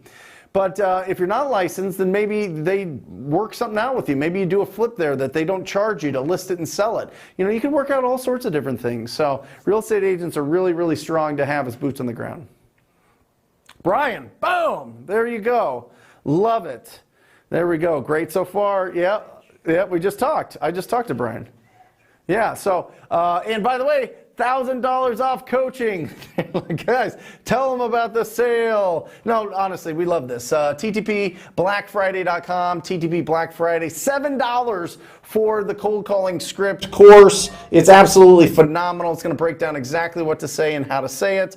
Do your first wholesale deal. We charged $500. That was $500. The lowest we've gone is $300. We're giving that out this week for $97. I want to get as many people into that as possible because I want killers out there knowing what they're doing in our business. There are more deals than there are us going after it. I want you out there prepared and armed with the absolute best tools and resources and everything in there to do your first deal. 5 hours of training, on-demand training, absolutely bananas. I think it's like 42 videos or something, whatever. And then obviously the creme de la creme, the big boy mentorship program. That's with me. I just talked to Brian. You can ask him. He can post here. We just had a great conversation. Great guy. Got him going, and I'm excited to work with him and have that one-on-one mentorship. So yeah, incredible, guys. TTP BlackFriday.com. TTP BlackFriday.com, and here we go. Where do you get a proof of funds? Oleg. So a couple different things. Number one, I highly suggest you reach out to a hard money lender or a private money lender in your area. Say, I am out there, I am proactive, I am hustling, I am getting deals, I need a proof of funds letter or a, what do they call it? It's not proof of funds, guys. What is it from the like a letter of something? No, it's called something else from a hard money lender. But basically it's just a letter saying that they'd lend you money type of thing. Somebody will post on here, but really proof of funds, I mean, it's interesting. Typically you only run into people wanting proof of funds if they're represented by an agent, because that's a pretty typical thing. When you put together, just to let everybody know, when you put together an offer and give it submitted to an agent, what they're looking for is either a loan approval or a proof of funds on every single deal. They want to make sure that this is an offer that can go through. So you can also just download Google proof of funds, get it there, or our buddy, Jerry Norton. Jerry Norton has a great proof of funds little thing that you can get. I think it's $100. So you can definitely check that out as well. But I would just find somebody local, and I would just not worry about it unless it comes up. If it just came up, then go for it, man. But if it doesn't come up, rock and roll. Don't think it is. FM Cash. Owner is out of state, said he will be back around Christmas, and I can check out the property then. Should I make an offer before then or wait to check inside? Well, this is a great question. Ooh, I like this question. Everybody over here is shaking their hands like, yeah, because we go through this. We really do. The cool thing about this is a couple different things. One, if you pre-qualify this seller, they're ready to sign a contract. They're ready to do the work. They're ready to jump on the phone. This is what I'd say. I'm ready to present my offer. If you feel like you've got the price out of them, you got the terms out of them, you want to close like right at the beginning of the year, you want to be able to sign this, start the year off right with that $10,000, $15,000, $20,000 check, ringing the victory bell. That's great. I love it. Okay, but make sure pre-qualify, the seller's feeling it, you get them committed. Hey, Mr. Seller, Mrs. Seller, I want to get on the phone. I want to pull up this electronic signature on your computer. I want to go through the contract, and I want us to both complete it while we're on it. It's a professional courtesy that I do in my business to any property owners that aren't in state. I would prefer to sit down with you, but we can't do that, so we can do that electronically. And we can go through it, make sure all the terms make sense to you, make sure everything is lined up the way you want it to be, and then we'll sign it right there, and then I'll open up escrow and start working on that process. Does that sound good? There you go. And by the way, there's a million times during that conversation that could be, no, I don't want to say, I'll take care of it next year. I don't want to deal with it. I can't even close on it. I just wanted to see what your offer was, wanted to see if you're serious. All these things you're pulling out of them. You're pulling out of them by trying to get them to commit to signing the contract. That's the part of the conversion. I didn't even get to go into my 17 things. You guys are like asking too many awesome questions, so we're just going to keep rolling with it. So FM Cash, yes. I am crazy. Thank you, Adam. Yeah, I am absolutely crazy. $97 for that. It is. It's bananas. It's literally this week. We're going to put it back up after that. But I want to say, honestly, that was a lot. That training is, yeah, it's silly at that price. It really is. And Tom Kroll told me to sell that at $1,000, actually. And he's the pro. So I don't know. But yeah, thank you, Adam. I totally agree with you. It's on demand for 5 hours. It's crazy. And it includes all the stuff you guys need: the purchase contract, the scripts, the assignment agreement, resources, a ton of great stuff. So, and a chance in that program, if you get into it, to get a really cool TTP shirt, hat, and a tracker, which is really cool. And it's not like even a chance. You just send me a video. So anyway. Brent, how do you value already cash flowing properties? If a property is currently rented at $1,300 and is in great condition, ARV is $145. Here's the thing. It just depends. If the ARV is $145, how much can you get it for? I mean, do I want you to get it retail? No, I don't. Because your buyers aren't going to want it at retail.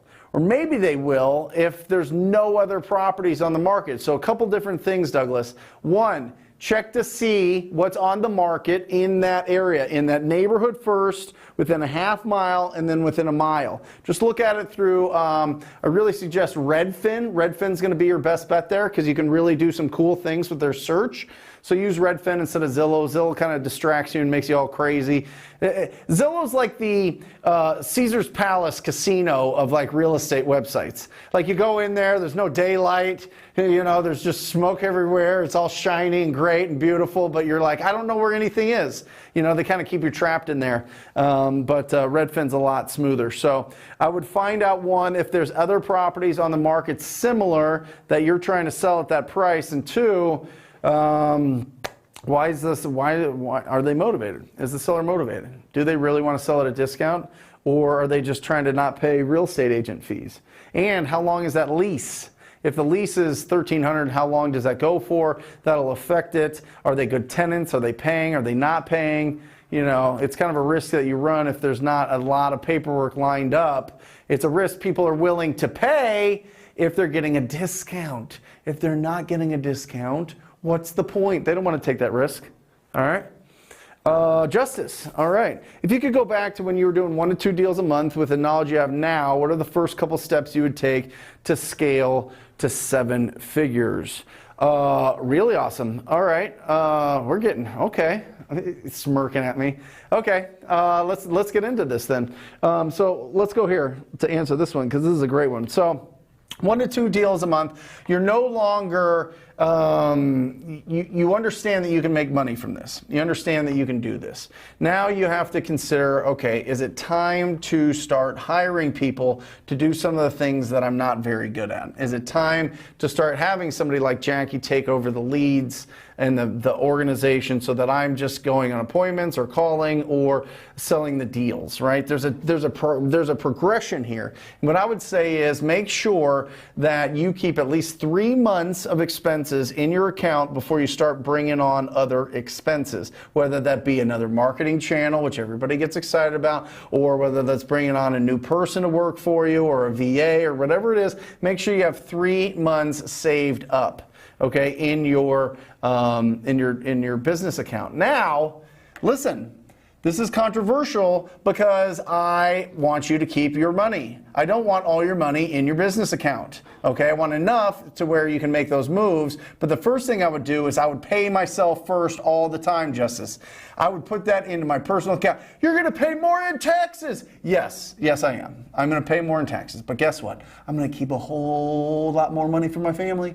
I'm going to buy a whole lot more assets. I'm going to have a whole lot more fun pulling out of my business account, putting it into my personal, paying off personal debts, buying assets, doing those things. I'm going to have a whole lot more fun there. So before you get in there, make sure that you make the decision to pay yourself first, because this is a scary, slippery slope right here, Justice. That 1 to 2 deals, you can manage it, but now you go into that 4, 5, 6, 10 deals a month. All of a sudden, you need people. You need to be able to hire people, which means you need to be a leader, which means you need to have leadership skills and not be an asshole and just hire people and grind them and make them do all the stuff that you don't want to do and you don't know how to train. It takes a lot of effort. It takes a lot of time. So number 1 is, as you're growing, make sure you're keeping the money. Okay. Number 2, you're keeping 3 months of expenses in your account. Number 3 is hire people that are already talented. Hire people that are already talented. Hire incredible people that you just know are going to work really well for you. Okay. Don't just hire somebody and you're like, I'm going to mold them into this and that and everything else. They already have to be natural at it. Your acquisition manager should have sales experience. Your acquisition manager should be the person that goes into a party and lights up a room. Okay? That's what your acquisition manager should be. Your disposition manager should be the exact opposite. He should just be, stone cold, ice water in his veins and doing the thing. So that's what I would suggest. All right? In what order should he start hiring people? 1, 2, 3, first, second, third? Number 1 is you want to hire people to take over the organizational stuff first.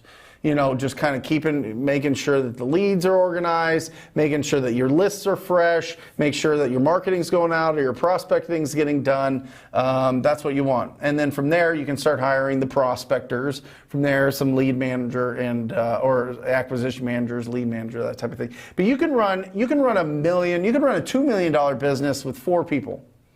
No doubt about it. Each acquisition manager should be able to do $1 million in business. $1 million. Now, if you're in some of the smaller markets and your deals are smaller, you might have to get some more, but you can do, an acquisition manager should be able to do $1 million of business. I went off there. I love that question. Mike's over there going, come on, man, you're going. All right, can you touch on the pros and cons of wholesalers getting realtor license? Is there a point? Listen to me, Freddie. Listen to me, everybody. I am telling you, in the next 5 or 10 years, it might be the next year, it might be the next 18 months, it might be the next 3 years, they are going to require you to have a license. I'm telling you, it's coming. It's coming. Philly, a city did it. Did you guys see this? A city, Philadelphia, just said you need to have a real estate license to wholesale. Not the state, not the county, the city did. Yes, the city went and said you have to have a real estate license to do it. Natalie, one of my TTPers, TTP family members, was in there and was like, what the heck just happened? You know, so either you have to do it virtually or you have to get your license if you want to work in those markets. But it's going to happen. So number one, it's not that crazy. It's not like you have to go to college. It's not like you have to go for 4 years. Typically, you have to take a certain amount of hours. I think that they're doing more online now. So you should be able to get the schooling online, the testing online, and then you have your license and then hang it. It's going to be a little bit more expensive, but it's going to make it interesting. It's going to allow you to have a nice, clean revenue stream for referrals. And listen, so it could take a long time, but I think it's going to come eventually. That would be my prediction. If that's your prediction, play by the rules. Please play by the rules.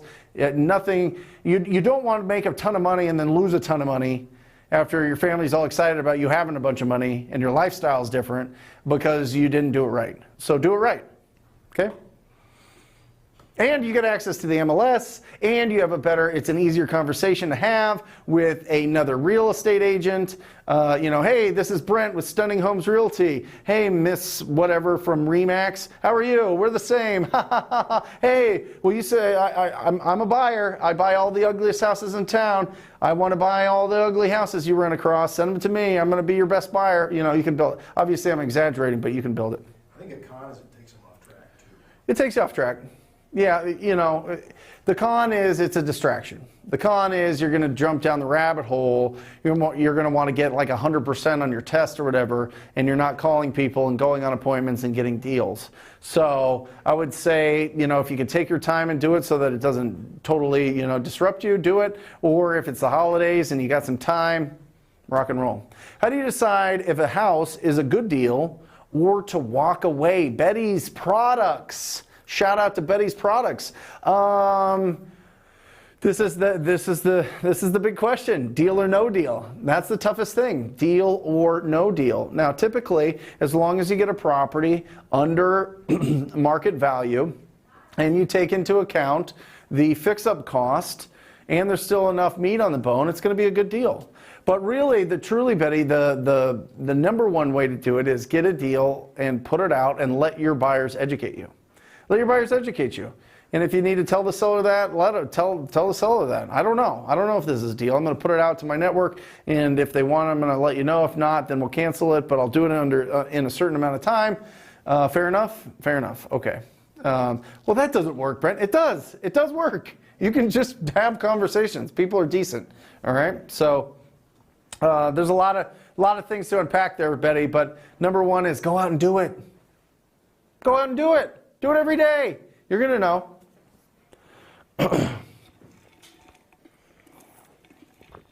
Man, Shashko's getting all the stuff. Hey, all right. Is it okay to be open with buyers and tell them you will continue to bring them deals as long as they don't try to go behind your back? Stop worrying about them going behind your back. If they know you're proactive and you're getting them deals, they're not going to go behind your back. The people that go behind your back are not going to be around in this business long. Jesse, come here. Jesse, Evo, Annie, look at this, guys. We got the whole back. This is their office. I'm just living in it.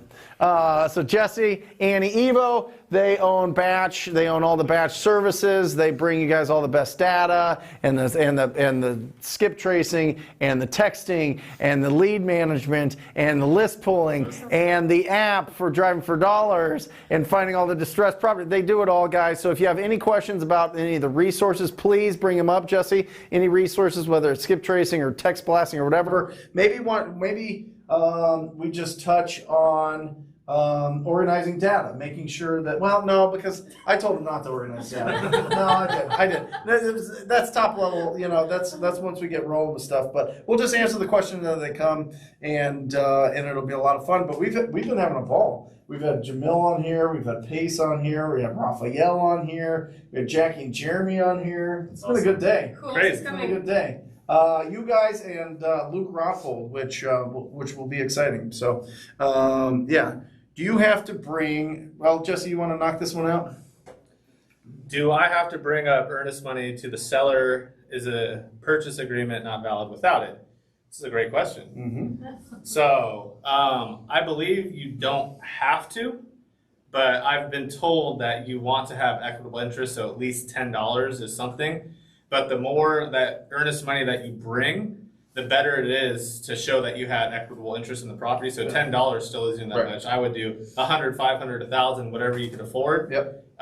Is the best advice that I've got while I've been wholesaling for the last 6 years. Yeah, I mean, Who do you give the earnest money to? you give the earnest money to the title company or the closing attorney, depending on what state you're at. So it doesn't go to the seller. No. Don't give it to the seller. The seller will not give it back. Okay.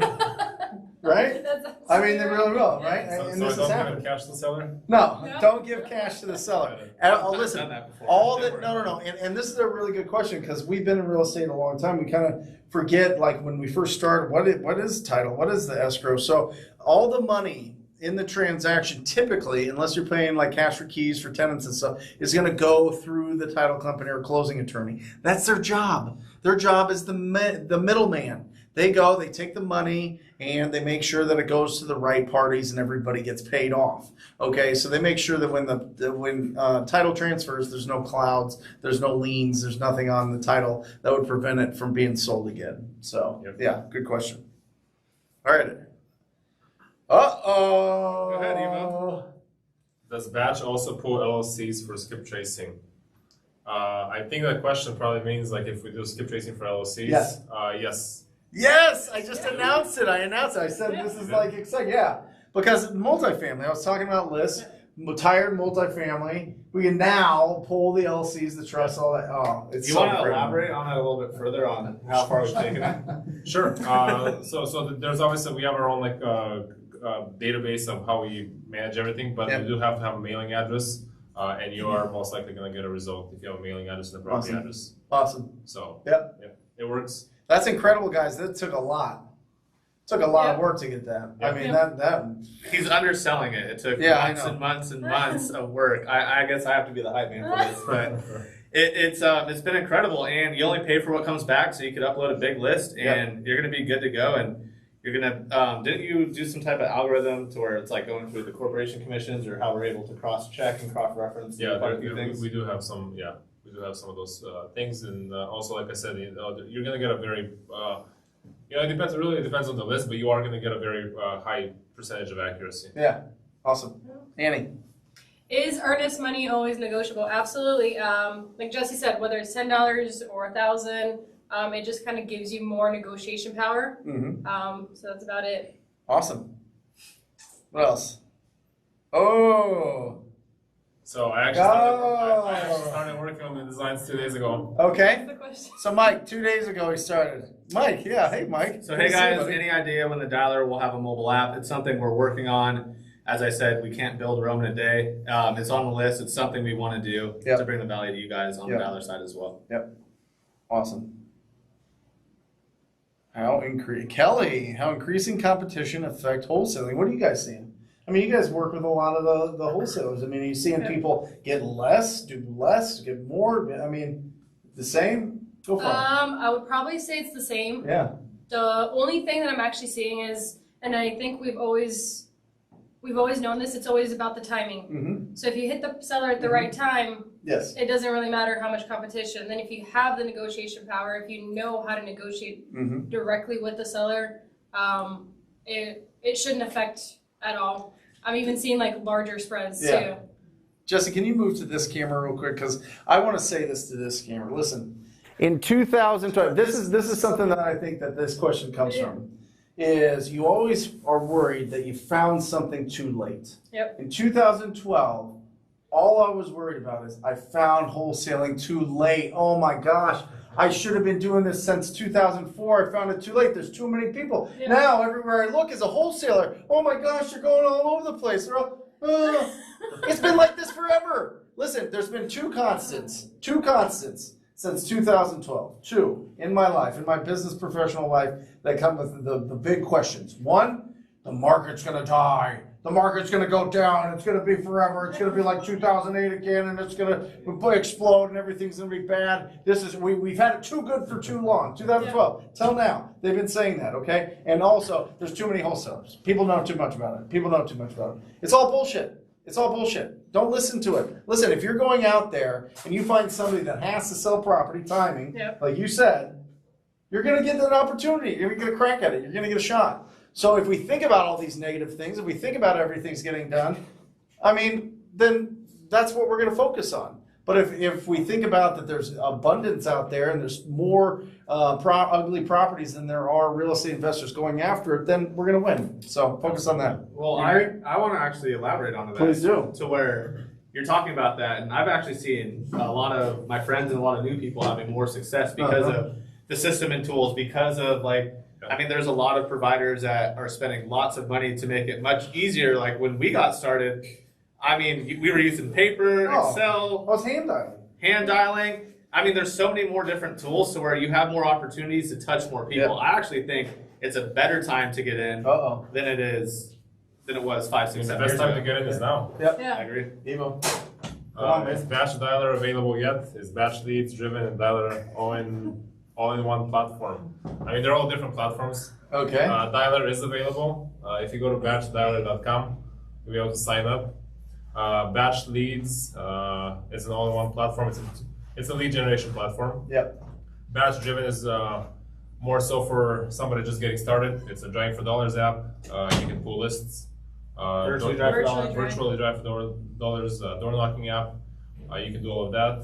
And Dialer, again, it's not an all-in-one platform, but they do all communicate with each other. So you can easily push leads from your batch leads. You just click a button, it pushes it to your Dialer campaigns, and obviously your cold callers can start dialing. Awesome. Uh-oh. Mara, my girl, Mara's the best. Will Batch give a bigger discounts per skip amount to members who have SMS dialer, etc.? Is there an overall advantage? We've been asked a couple of times. I think we're still trying to work through those details. Okay, so it is undetermined. But you could always, we have plans that are already tiered for you to pay down your pricing and do all those type of things. And there's some different owners in some of the different companies, so it's a little bit more difficult to do that. Obviously, we're the front face of it, but we do have some outside investors and stuff like that to where you can't just bundle everything together for everything. Got it. So, well, you guys have always traded on. Worked off of the foundation of loyalty, right? Yeah. So people say you want to build. That's why you build all these things. Right. You want to do everything so that people can be successful. So yeah, it all started from people asking us for more products, and they weren't happy with what was in the industry, and it kind of took it. It's going to be month to month, right? We are talking about There's advantages to a yearly. Yes, we are talking about doing a 6 month and a year to where you can buy your pricing down, and that's something we're hoping to launch in the Great questions. Yeah, but it is next few months. Currently, just month to month. What else do we have for these batch crew? What is a good way to find out information about properties in states that are non-disclosure? Is that a question for you? That's all you, buddy. Our batch leads app, we have all the information. We are working with even local MLSs, so we are going to have a lot of local MLS data inside the app. Incredible. On a nationwide scale. So stuff that other places don't have, like list source. Correct. Yeah, list source is. I was just comparing just 30 minutes ago.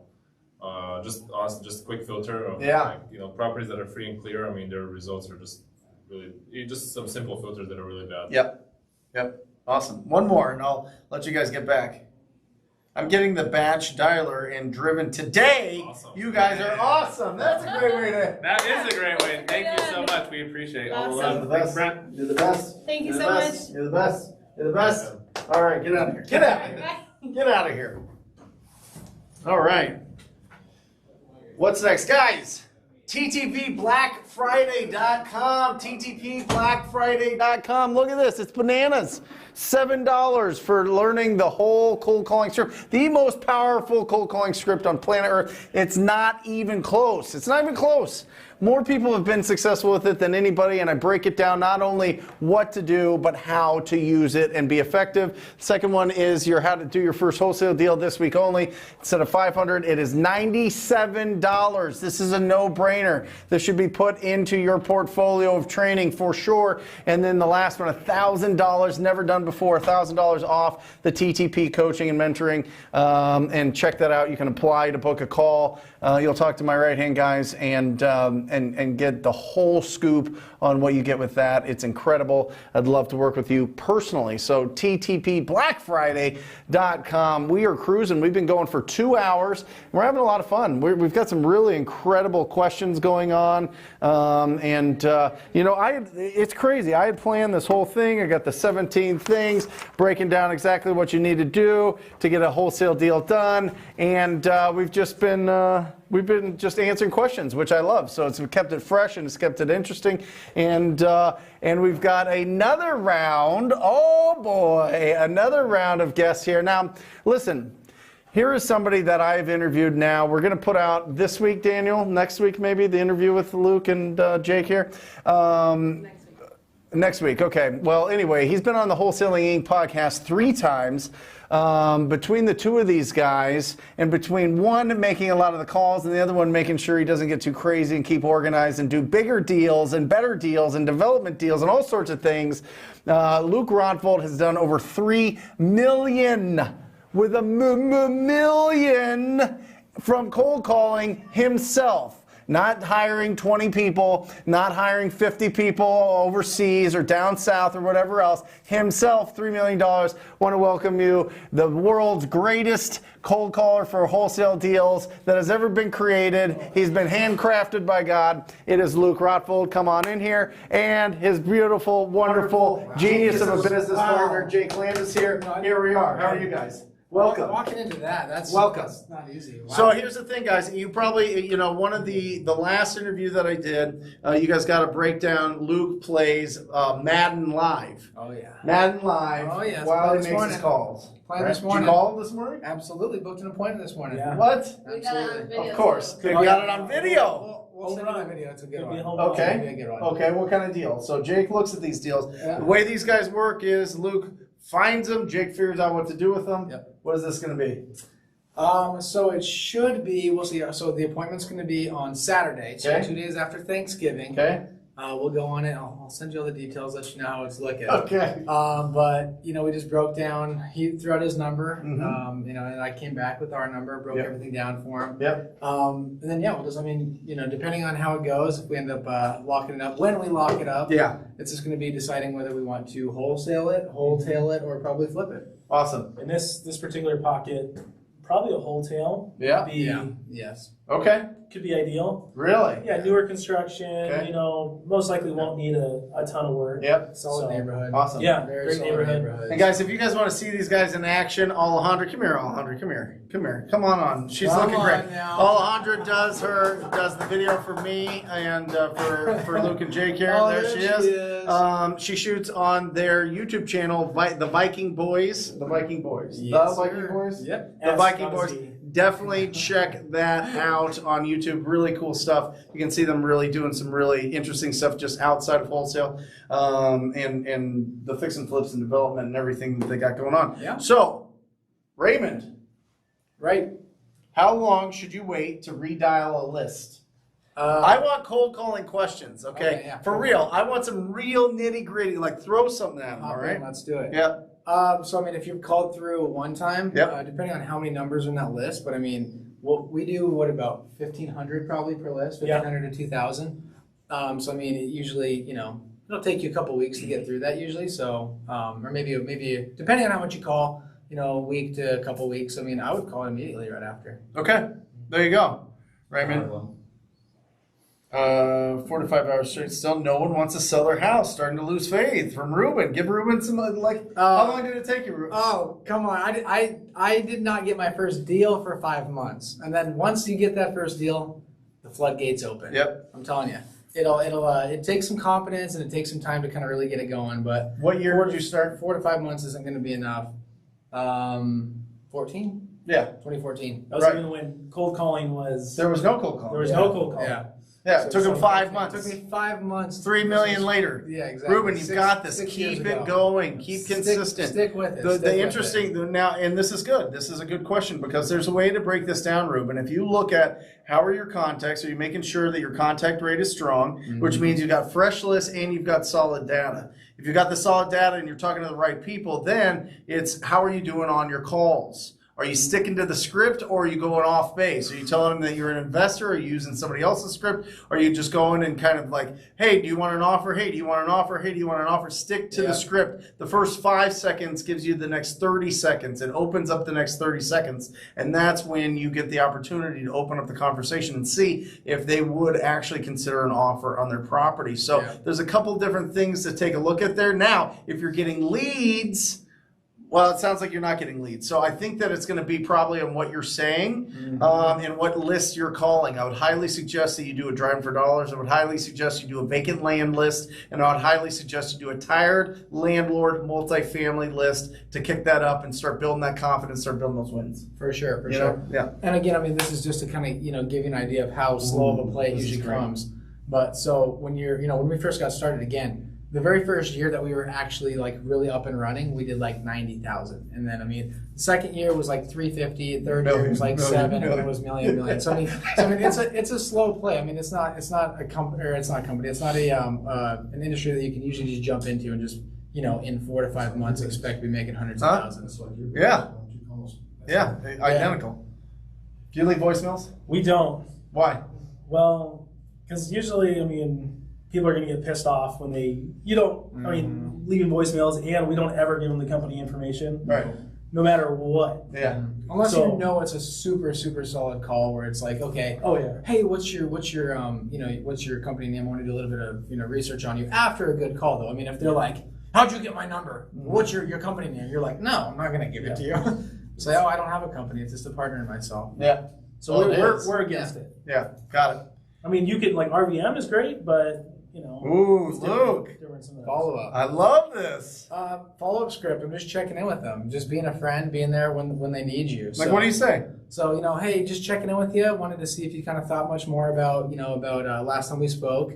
If you have, I'm still in the same spot. I'd love to make it work with you. The next step for me is going to be me getting the chance to meet you, come take a look at the property, and just see if we can kind of come up with a more concrete number for exactly where I'd be.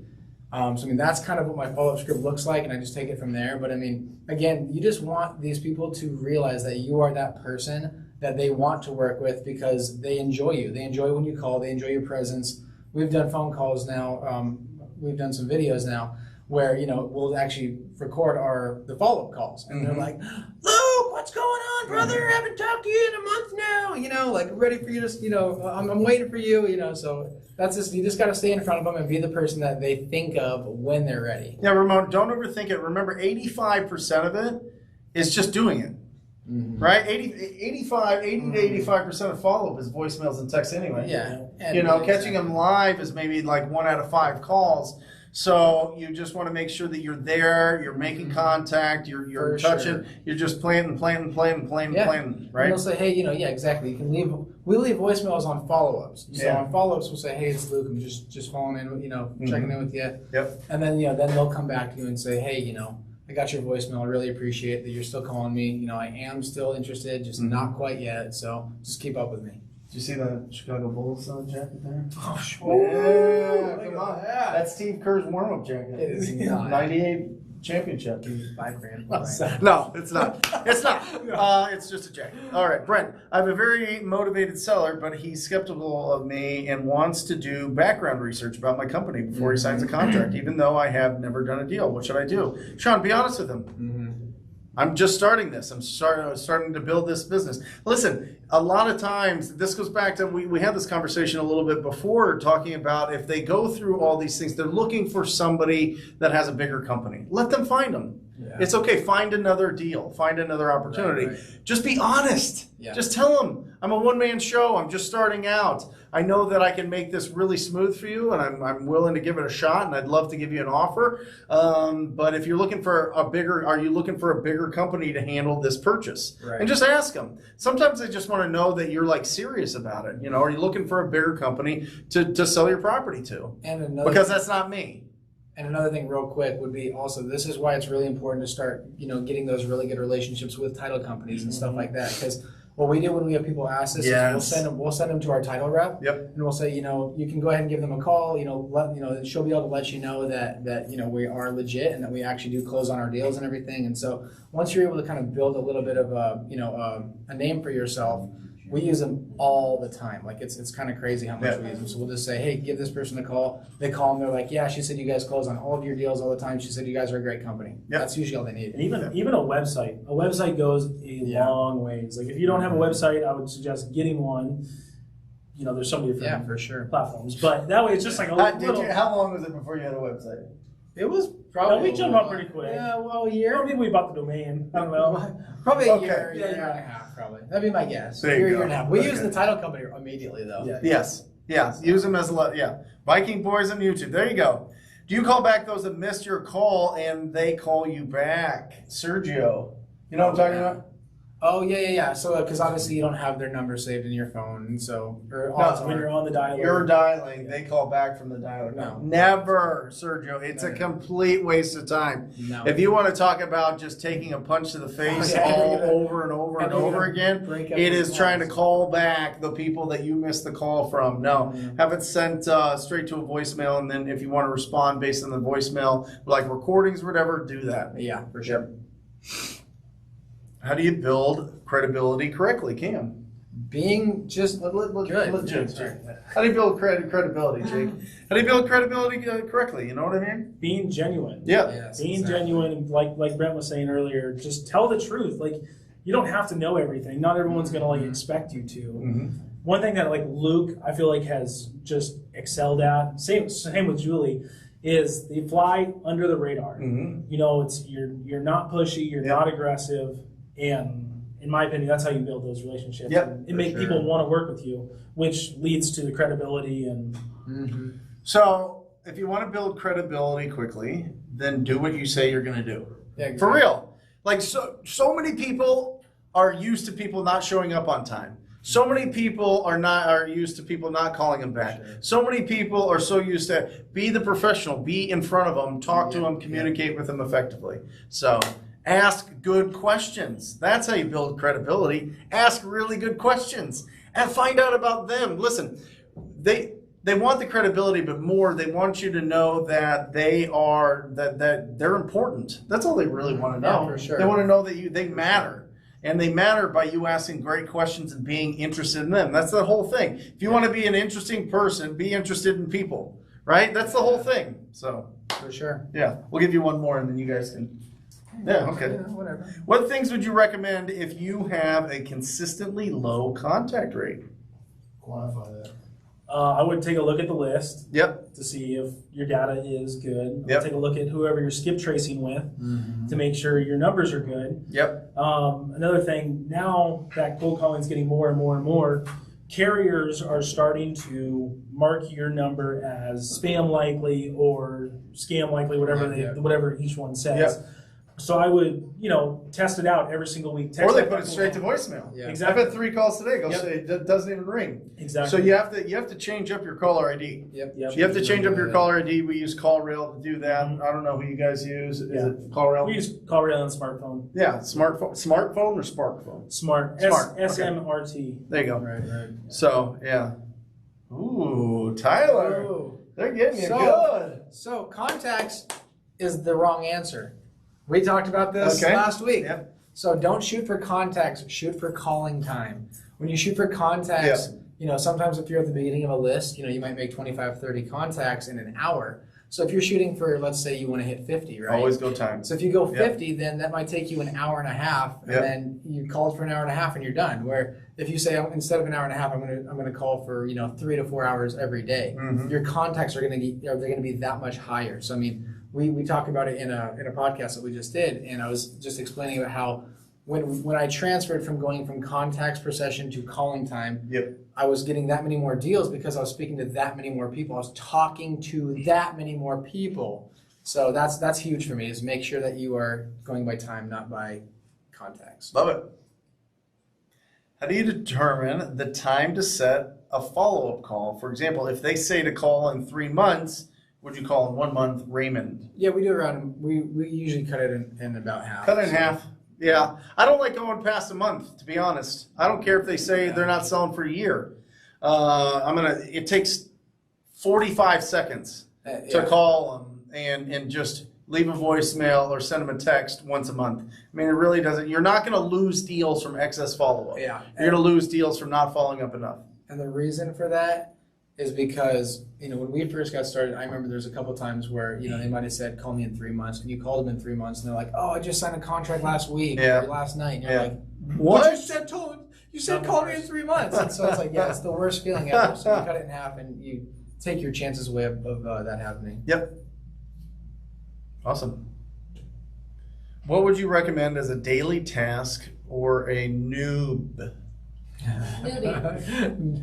Same thing. Yeah, right? Yeah. In the sense of cold calling? Yeah. Well, you want me to start this? Here, yeah. Just getting on and doing it. Julio, number one is the first day going for 15 minutes. Make calls for 15 minutes and stop. And then take a little break, go for 20 minutes and stop. 30 minutes and stop. Try to push yourself up over the first week to get to an hour straight of calls. It's going to be make you nervous. You're going to be talking to people. You're going to be talking to strangers. You're going to be using skills and words that you haven't used in combination before, right? So definitely for $7 you get the script of me breaking down how to do it. I would definitely get that for sure because that'll show you. But from that, it's just building up the consistency. If you consistently talk to distressed property owners, you win. It's impossible not to win. Absolutely. Right? Absolutely. I mean, no doubt about it is. I mean, so just to give you a little background, if people don't know, Luke and I worked together. His wife now, his girlfriend at the time, Sage, was working with me. She was on my real estate team, and we were out just going after listings, and we found wholesaling. And so we started driving for dollars, getting the ugliest properties, getting the addresses, and hand dialing them. Well, Sage didn't want to do that anymore, so Luke picked up where she left off, and now he's the greatest of all time. I'll challenge that with anybody. I don't know anybody that's made more than that. So anyway, there you go. There's your daily task. Off market. Off market, off market, off market, off market. Don't mess with it. Go off market. Yep. Absentee owners or owner occupied for cold calling. Absentee. Yeah. Still, listen, owner occupied is a fist fight always. Absentees are a fist fight right now. It is, you know what I mean? But you got to put in the work. But if you were like you can only do one or the other, it'd be absentee for sure. Right. But do both. I mean, here's the thing: don't hallucinate the answer. Just test it out. We want real facts. We want real facts. How good do you do with absentee? How good do you do with owner occ? Right. Yeah. Oh, I get this all the time. I mean, I think that's kind of up to you in a sense. I mean, I think whatever fits your schedule, you need to call around what fits your schedule best. You just have to make sure you're actually putting the time in. So I mean, personally, what I like to do when I first got started, I would call in the morning. I would go to the gym in the morning. I'd grab breakfast. You wouldn't call in the morning. You'd start at like 11. Well, that's morning. Yeah. You'd work out. You'd have a protein shake. But then I'd go from you'd throw in a tank top. I'd go from like 11 to like 1, and then I'd usually grab lunch, and then I'd usually go from like 1:30 or 2 to like 3:30 or so. Right. Like I'd usually do about 4 hours, but now obviously our schedules just changed so much. But I mean, now it's just for me, it's basically kind of squeezing the 2.5 hours around our other appointments, and our checking in on our flips and stuff like that. Joshua, the answer is whenever you can be consistent. Yeah. For real. Because it just depends on your schedule. You might have kids, you might have a job, you might have other responsibilities that you have to do, and you have to fit this in. It's not like, I think a lot of people think, well, is the morning, do I get better contacts in the afternoon? No. The one thing I will say is that the later that you get into the day, the closer you get to 5, 6, 7 o'clock, you start bugging people at dinner time, and you get a lot more angry people. Right. So I mean, what about Sundays? I try to stay away from those. I've never called Sundays. Yeah. Okay. More people are probably going to answer because it's weekends, but I've never been a weekender. Because you get it done. You're damn right. Because you get it done. You're damn right. That's right. I need the weekend. Google, as a beginner, should I use Google Voice Number or should I get a prepaid line to call and text? Alfredo. We started, like when we first got started, we used Google Voice. So I don't want to say we're against that, but I mean, if you can do a separate line, I would probably do that. Cool. Yeah, call and text from. Awesome. You can usually get that for like $10. There you go. So if you already have a phone. How do you organize your list? Do you have a follow-up list, no answer list, dead list, leads list, hot list? Do you know how you're not calling the same people? Brandon, great question. Brandon, the dialer handles a lot of that. The dialer will make sure that you can set it to how many attempts that you've tried. So if it's 0 attempts, you call all people you haven't called before. If it's 1, then it's 1. So you can go through it and it really makes it organized for you. Are you guys still using Mojo? yeah. Yeah, we still use Mojo as well. We use Mojo, sells.com. We're waiting for Batch to come up with theirs. And then you put them into buckets into the dialer. So you know which one you're calling. Probates are here, driving for dollars are here, the lands here, the ones in Prescott are here, the ones that are in Scottsdale are here, so you organize it right there in your dialer. For sure. Yeah. Alondra, will you just make sure that nobody's dying on my phone? Yeah. She's on the camera phone. She's just checking it. Okay.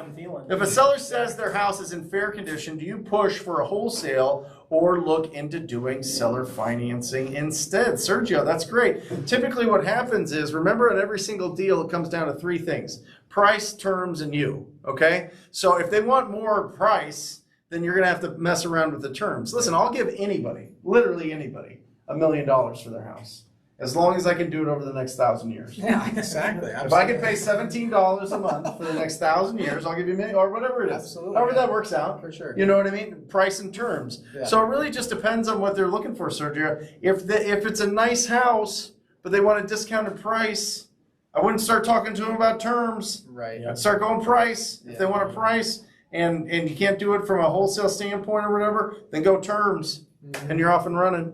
For sure. Yep.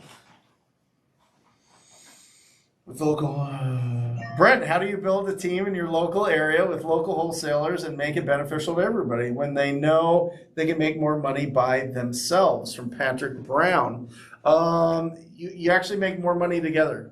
You really do. You make more money collaborating than you do otherwise. And that's because sometimes people have properties they can't sell themselves, so we help them out with that. Sometimes people just don't want to go after certain areas, so we help them out with that.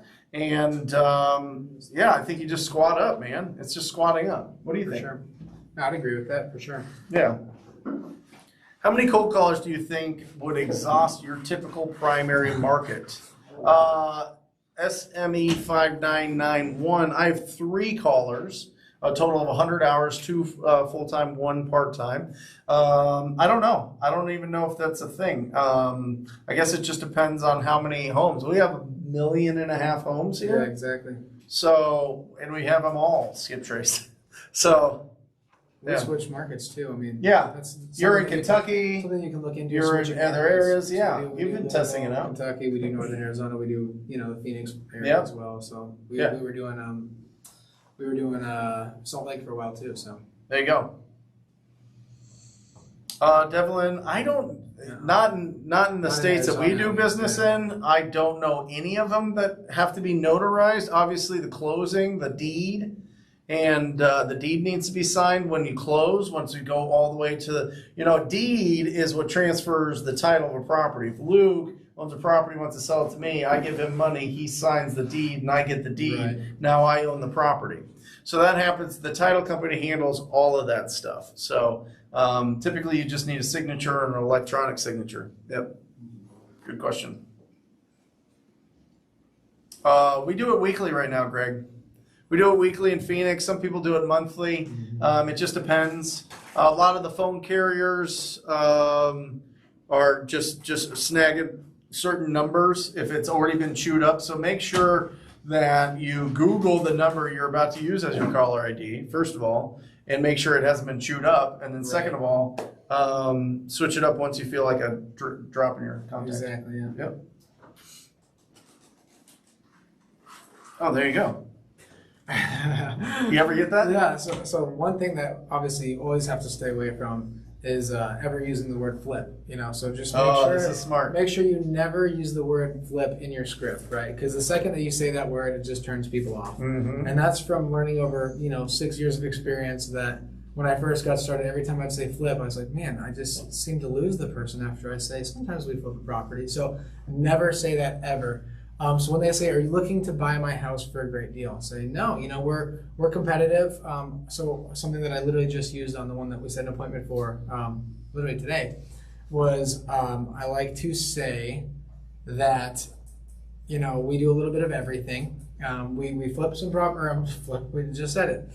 We rehab and resell some properties, but we also, keep some as rentals. So it really just depends on the project for us. Awesome. Good. It's the same script, David. Do you switch up your script for probates? No, I don't switch it up ever. Ever. Same. No matter what. Same script. It's the same script. Don't overthink it, David. You don't have to tiptoe. They're gonna know why you're calling. Yeah. Obviously, just have a lot of empathy for what they're going through. You just don't know what the situation is. Obviously, somebody who's passed and they're going through the probate process. So just have a lot of empathy, be really kind, and be really respectful for what was happening. So that all comes through with your tone of voice, and not so much, hey, I got this notice that you're going through a probate situation. Yes. I like to flip properties. I'm an investor. No. Can I buy your house and make some money on it? Can I flip? Yeah, right. Yeah. So don't do that. Yeah. Versus, this is interesting for you guys. Well, this is your question. This is yours, and then I'll go into it. Would you prefer to scale cold calling into additional markets versus adding marketing strategies and only staying in one market? That's tough. Yeah, we do both. So we've ventured out to other markets and we've cold called because that's what we know. But we also do other marketing strategies. So I would say do both. I mean, as soon as you can afford to. Right. Yeah, exactly. What's nice about cold calling is the cheapest way. Yeah, for sure. It's the cheapest way. So once you have a little bit more money, then PPC is fantastic. You're gonna be talking to the most motivated sellers. Same thing with direct mail. Response rate's super low, but yeah, everything.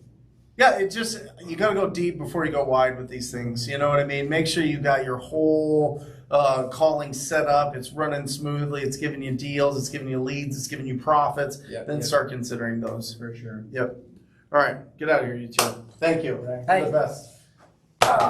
Watch for that podcast. Check them out. Viking Boys on YouTube. Check it out. All hunters working real hard. And only 12 people have seen it, so check it out. Let's get that to 13. Yeah, let's get it to 14 or 15, whatever. So this is great. TTP Black Friday. We're almost out of here. I'm going to get out of here at 2:45. We've got an incredible podcast I'm doing with Billy Alvaro out of New Jersey, incredible guy, and that's coming up. So we got 20 more minutes of questions, but I really like this, guys. This is a lot of fun. Has this been good? Are you seeing good stuff on the other side? Are people enjoying this? Can we get thumbs up or something from people? Black Friday, TTPBlackFriday.com, guys. It's incredible. It's incredible. $7 for the cold calling script training, $97 for the do your first wholesale deal. That's bananas. Absolutely crazy. And then $1,000 off of the mentor, which is fantastic. I really hope you take advantage of that.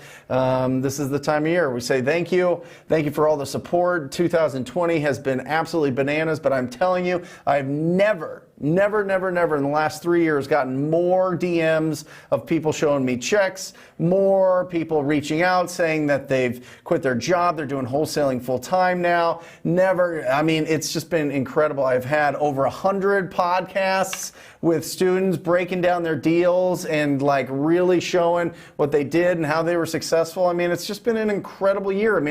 It's been nuts. The world's changed forever, and we're still able to keep this dream of being real estate entrepreneurs, being real estate investors alive. And it all starts with wholesaling.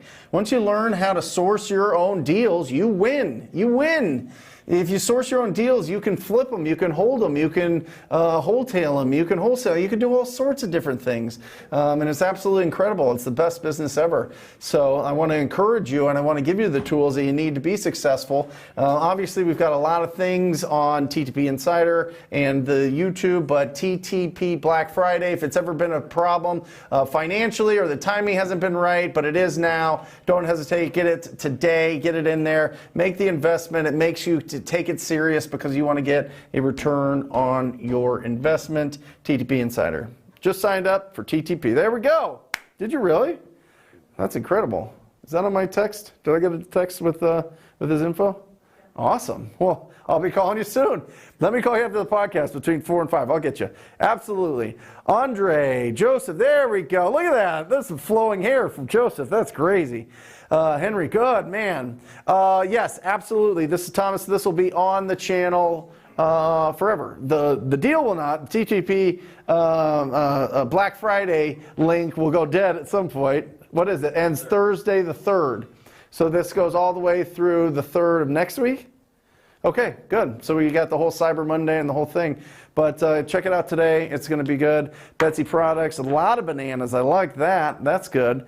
So what other questions? Listen, we got 15 more minutes, guys. I didn't get to go into this, but maybe we'll just do this on a monthly basis or something. I don't know. We'll figure something out with this. But I love this setup. I love having people come in. We have an incredible amount of really, really, really talented people here in Phoenix, which I happen to be friends with. And this is just the tip of the iceberg. We can bring in a lot of really, really awesome people to answer some questions and be available and just get everybody excited, because a lot of times we have these questions and these questions prevent us from taking action, and if we don't take action then we can't get anything done.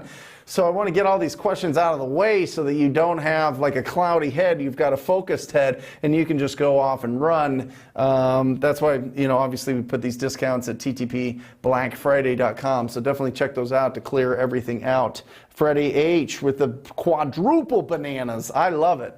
That's great. And we're going to be we're going to be decking out this studio. It's going to be really cool. And I love going active. I think we're in REI Freedom, right? We're in Wholesale Hotline. We're in TTP, my TTP family. I love you guys all. You guys are the best. I'm sorry I haven't been in Facebook. I've been locked out, guys. I've been locked out of Facebook for almost 2 months now. So somebody was, Alejandro's been posting. Anyway, let's get this going. Is it better to come up with a buy price and then stick to it, or to give the seller a price closer to their ask and then renegotiate during the option period? 100% don't do that second part. Give them the offer up front. Have that up front. Get the deal done up front, and don't be pulling the I gotta renegotiate once the deal's already done. I don't care if you're competing. I don't care what's going on there. It just it really, really, really makes sellers angry, and they start changing their whole life around the thought that you're going to be committed to the price that you have, and if you're not, it turns out really, really, really bad. So make sure you do that. There he is. I'm glad you pulled up Joseph, Jesse. This is great. Look at that hair. This guy's great. Have a lead that has trouble with contractors. Have a lead that has trouble with contractors. Should I help her get a good one and then aim for her other properties? No. I mean, unless you have a good contractor referral. I mean, it's always good to give and give and give, but don't be falling and hoping. Like, listen, this happens all the time. People that own multiple properties, for the most part, will not sell them at a discount. We've done one in, 1,000 deals. One seller that had multiple properties, they were really beat up. He just wanted to get rid of them. If they're that situation, great. But if they already have contractors, if they're already investing, if they're already doing these things, the likelihood that they'll just sell it to you at a discount is low. It just is. Most people that own a lot of property are savvy, okay? Or their family was savvy and they've inherited this or whatever else. You know what I mean? It's just, you typically can't do, a lot of times when somebody will reach out and say, it's incredible, I've got this person that owns 30 properties, it ends up not being anything. I say, take one, throw them an offer. If they accept that, then go with the other ones. What they do is they get the one offer and they don't go for it. They won't take a discount. I'm about to sneeze. Woo. Okay. Anyway, what's your thoughts on gutted properties? Love it. Brendan. I love gutted properties. I love properties that need a lot of love. I mean, if they're gutted, it's probably somebody bought it and they were going to do something special with it, but just ran out of funds or time. Yeah, go for it. I mean, it's just buyers love it. I mean, especially if the buyers have a big construction background. They love it. So. Can you please tell us about each of the products on the board and who will benefit from their purchase? Angela, did you write this, Jesse? This is just another plug. Jesse wrote this. Jeez Louise. The Master of the Cold Calling Script. This is if you're starting out and you haven't been calling, or you're calling and maybe the conversations aren't going that great. You're able to really break down exactly how to use the script and how to feel confident with it, how to pre-qualify, and it gives you the how to the what. You know what I mean? You know what to say. Do you know how to say it? That's the biggest thing. Do your first wholesale deal. This is start to finish everything you need to do. What lists to pull, what resources to have, how to pull it, how to comp properties, how to build your cash buyer database, how to sell those deals, all the contracts, everything there. So this is when you're starting out. Maybe you've done a deal, maybe you haven't. If you haven't, you definitely need this. If you have, this will clean up a lot of your processes. And this is the mentorship. What? Your first wholesale deal includes the master. Oh, and this includes this. Yes. Do your first wholesale deal comes with the TTP cold calling training, and then TTP cold calling mastery. This is the mentorship. This is one-on-one. You get one-on-one access to me to help you review any deals, to look at all your systems, to keep you accountable, to really coach you along and take you to the next level. So really great question, Angela, aka Jesse Pearson. Huh? And the group, and you get access to the TTP family. Yeah, absolutely. You get a community. You're instantly connected to the most proactive group in real estate investing. It's incredible. It's bananas. I mean, people are in there. It's a private group in Facebook, but also every other week we do a live support call. So if you're interested in that, just if you go to the book a call, I think, does it take you to the page that shows everything that the program's about? Or it just goes into a form. Okay. So yeah, check it out. It's one-on-one community mentorship. Boom. Thank you, Angela. On the 4 pillars, is there any one should be more important? Ro, I always like looking at timeline. It sounds crazy, but timeline, it tells me everything. It tells me so much. You know, when you ask the question if, are they ready to move or to sell that property or get their money or be done with this property in the next 2 weeks to 30 days, and they tell you yes, you ask them, when were you thinking of, getting your profits from this, or when are you thinking about getting your money from this? And they say yesterday. These are exciting things. These are the things that you really want to focus on. So I say timeline. Good question. Any other book recommendations? Just bought and read The Go-Giver because of you. Great book. Thomas, yeah, fantastic book. I think that these are kind of the, that's great. Obviously, the classics, Think and Grow Rich. We've got Rich Dad, Poor Dad, of course.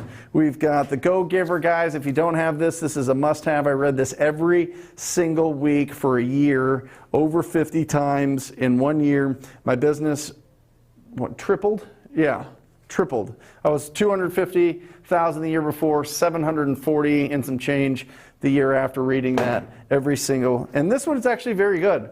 This one's very good if you're a little bit nervous about negotiating real estate. It's a little thick, but as you can see, I always go through and I highlight books and I like kind of dog ear them so I know where to go and what to do and how to pull it. And I think that that's really cool and really important, so I can just dive right in and get to the meat and potatoes of it. So that's what I suggest. I read with a highlighter and I make sure that I mark it and I keep track of where it's at. And that's yeah.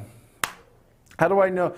Donald, you sell your deals, right? If you know, here's the thing, don't overthink it. Try it out. Look at if you go to Trulia, if you go to Zillow and you go to Redfin, take those 3 numbers, kind of smoosh them together. If you don't have PropStream, if you have PropStream, ttpdata.com, you can test it out. But smoosh those 3 together, come up with an average price.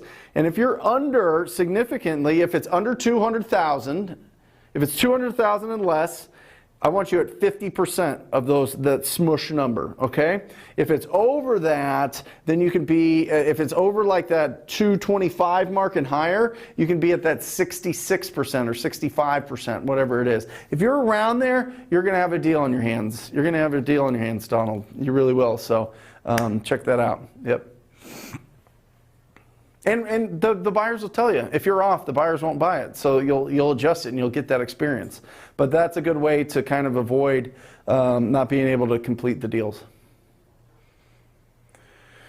What would be your second hire after hiring a cold caller? I have one full-time caller and am falling behind on the follow-ups. Oh, you're getting too many leads. Okay, well, first of all, catch up on your follow-ups. You can do it. You're not having too many. I'm telling you. All I do is I have a junior acquisition manager and an acquisition manager, and they're running it, and we're crushing. And the junior acquisition manager warms it all up. So that could be an interesting role. Somebody that just warms up the leads, pre-qualifies them a little bit to give them to you if you're really pushing. So I pay my guy Chad, I think $2,500 a month plus $500 every closing. So he makes about $4,500, $5,000 a month on that because of the bonus. Yeah.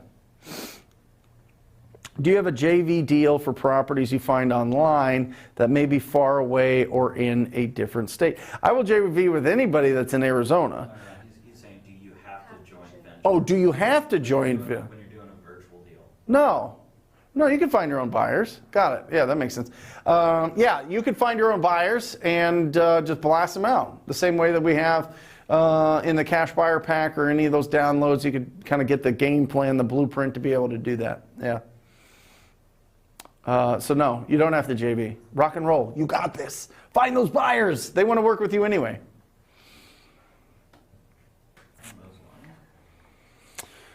Ivan, a couple different things. We touched on it. Maybe you're just hopping on, but how do I find cash buyers? You can pull a ton from PropStream, ttpdata.com. A ton there. You can go to the fix and flip groups or investor groups in the Facebook pages, whether that's Wholesale Hotline, the REI Freedom, but a lot of local stuff. Pull up the local ones, make sure that you're posting there and find them there.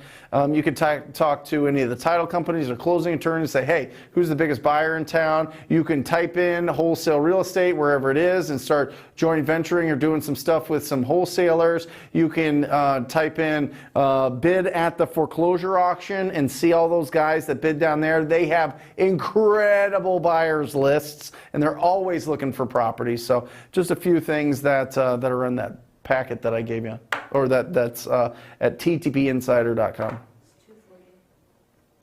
I don't, Joseph. It just depends. I believe, and this will be a good question for the hotline, but I think that you have to put into your purchase contract that you're allowed to record a memorandum on the property from what Pace is saying. I don't do a lot of them, so it's not in my contract, but it probably should be, and we'll probably get that adjusted. We will get that adjusted. But I don't. I mean, I don't know. It's like a weird thing, right? You're like, well, I'm going to commit to you, but if you better commit to me back or I'm going to sue you. You know, it just feels weird. I don't think you have to. I mean, certainly it's up to you, but you can do it after the fact if it's starting to get snaked, but you need to have the language in there. Talk to a real estate attorney, talk to the title company, and see if you can talk to their attorney and get the scoop on if you need to do that. If you need to have the memorandum language in your contract. Yes, Valentine. With that, if you don't have access to the MLS, then yes. Yeah, ttpdata.com, ttpdata.com. It is 7-day free trial?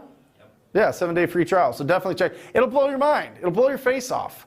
Listen, I didn't even use it because I had my MLS, so I was like, what is this? My team, my students, the TTP family, kept yelling at me, you got to do PropStream, you got to talk about PropStream, you got to tell us how to use this effectively and pull the list. I was like, what is PropStream? This was like 2 years ago. I was like, all right. And I got into it, I was like, what? This is just available to people. This is crazy. Back in the day, starting out, you could not get all that information. They show you the liens, they show you the estimated equity on it, they show you all the comps, they give you access to the MLS. I mean, it's bananas. It's crazy. And you can pull 10,000 addresses a month. I mean, yeah. If you don't have access to the MLS, for sure. One last page and wrap up. Now, we're going to wrap it up. TTP Black Friday, guys. If you have ever wanted to get into any of the training, any of it, and really get really focused training, specific instruction. This isn't education. This is absolute instruction. This is do this, do this, do this. You got to check out, if you're the $7, the TTP script breakdown, phenomenal. It shows you how to use how to use the script so that you're most effective. The do your first wholesale deal, where it was $500 live, we sometimes put it out at $300, is $97 for 5 hours. Can you do the math on that? How much is that a minute? I don't even know. Half a penny a minute, whatever it is for the training. It's absolutely incredible. It's going to break down everything. Does it show what they get with it on the page? So just click on it. It'll show you what you get on the page. It's incredible. And then obviously $1,000 off the coaching through the TTP family. So really excited, guys. I hope you take advantage of Black Friday. I want to say thank you. I want this to be somewhere that's at a reasonable price, but also it's an investment for you so that you actually use it. Because I know if you use it, you will win. I know if you use it, you will win. I know it, without a doubt. That's one thing I do know. I don't know a lot of things. I do know that. I do know that if you're having quality conversations with distressed property owners, you will win. You're going to be able to build it up. You start with one deal, and then you start going to 2, to 10, to 50, to and then all of a sudden you're off and running, and your whole life is different. Look at it. Look around. Look at all the big-time wholesalers just flossing out there, being all badass and everything. Well, guess what? They started with nothing. They started just starting out. Right? Started with nothing. And this business changes lives. This business, if you do it right and you keep your money and you don't get crazy, this business changes your life, and it's incredible. So I want you to all have the best tools to be able to do that, not get distracted. There's a lot of different strategies and tactics out there, but I want you to stay focused on what actually works. And if you agree with me that being proactive and having those quality conversations and feeling bulletproof when you're talking and overcoming objections and going on a presentation and locking up these deals and working and building a healthy tension with your cash buyers, that's the plan. And that's what you'll get with this training. And I hope you take advantage of it, because I love you. We're such a small niche group. I love you guys. You guys are the absolute best. Huh? Follow us on TikTok. And follow us on TikTok. This is great. We're doing stuff on TikTok. So Brent Daniels _TTP, which is like my Instagram. So love you guys. Till next time. See ya.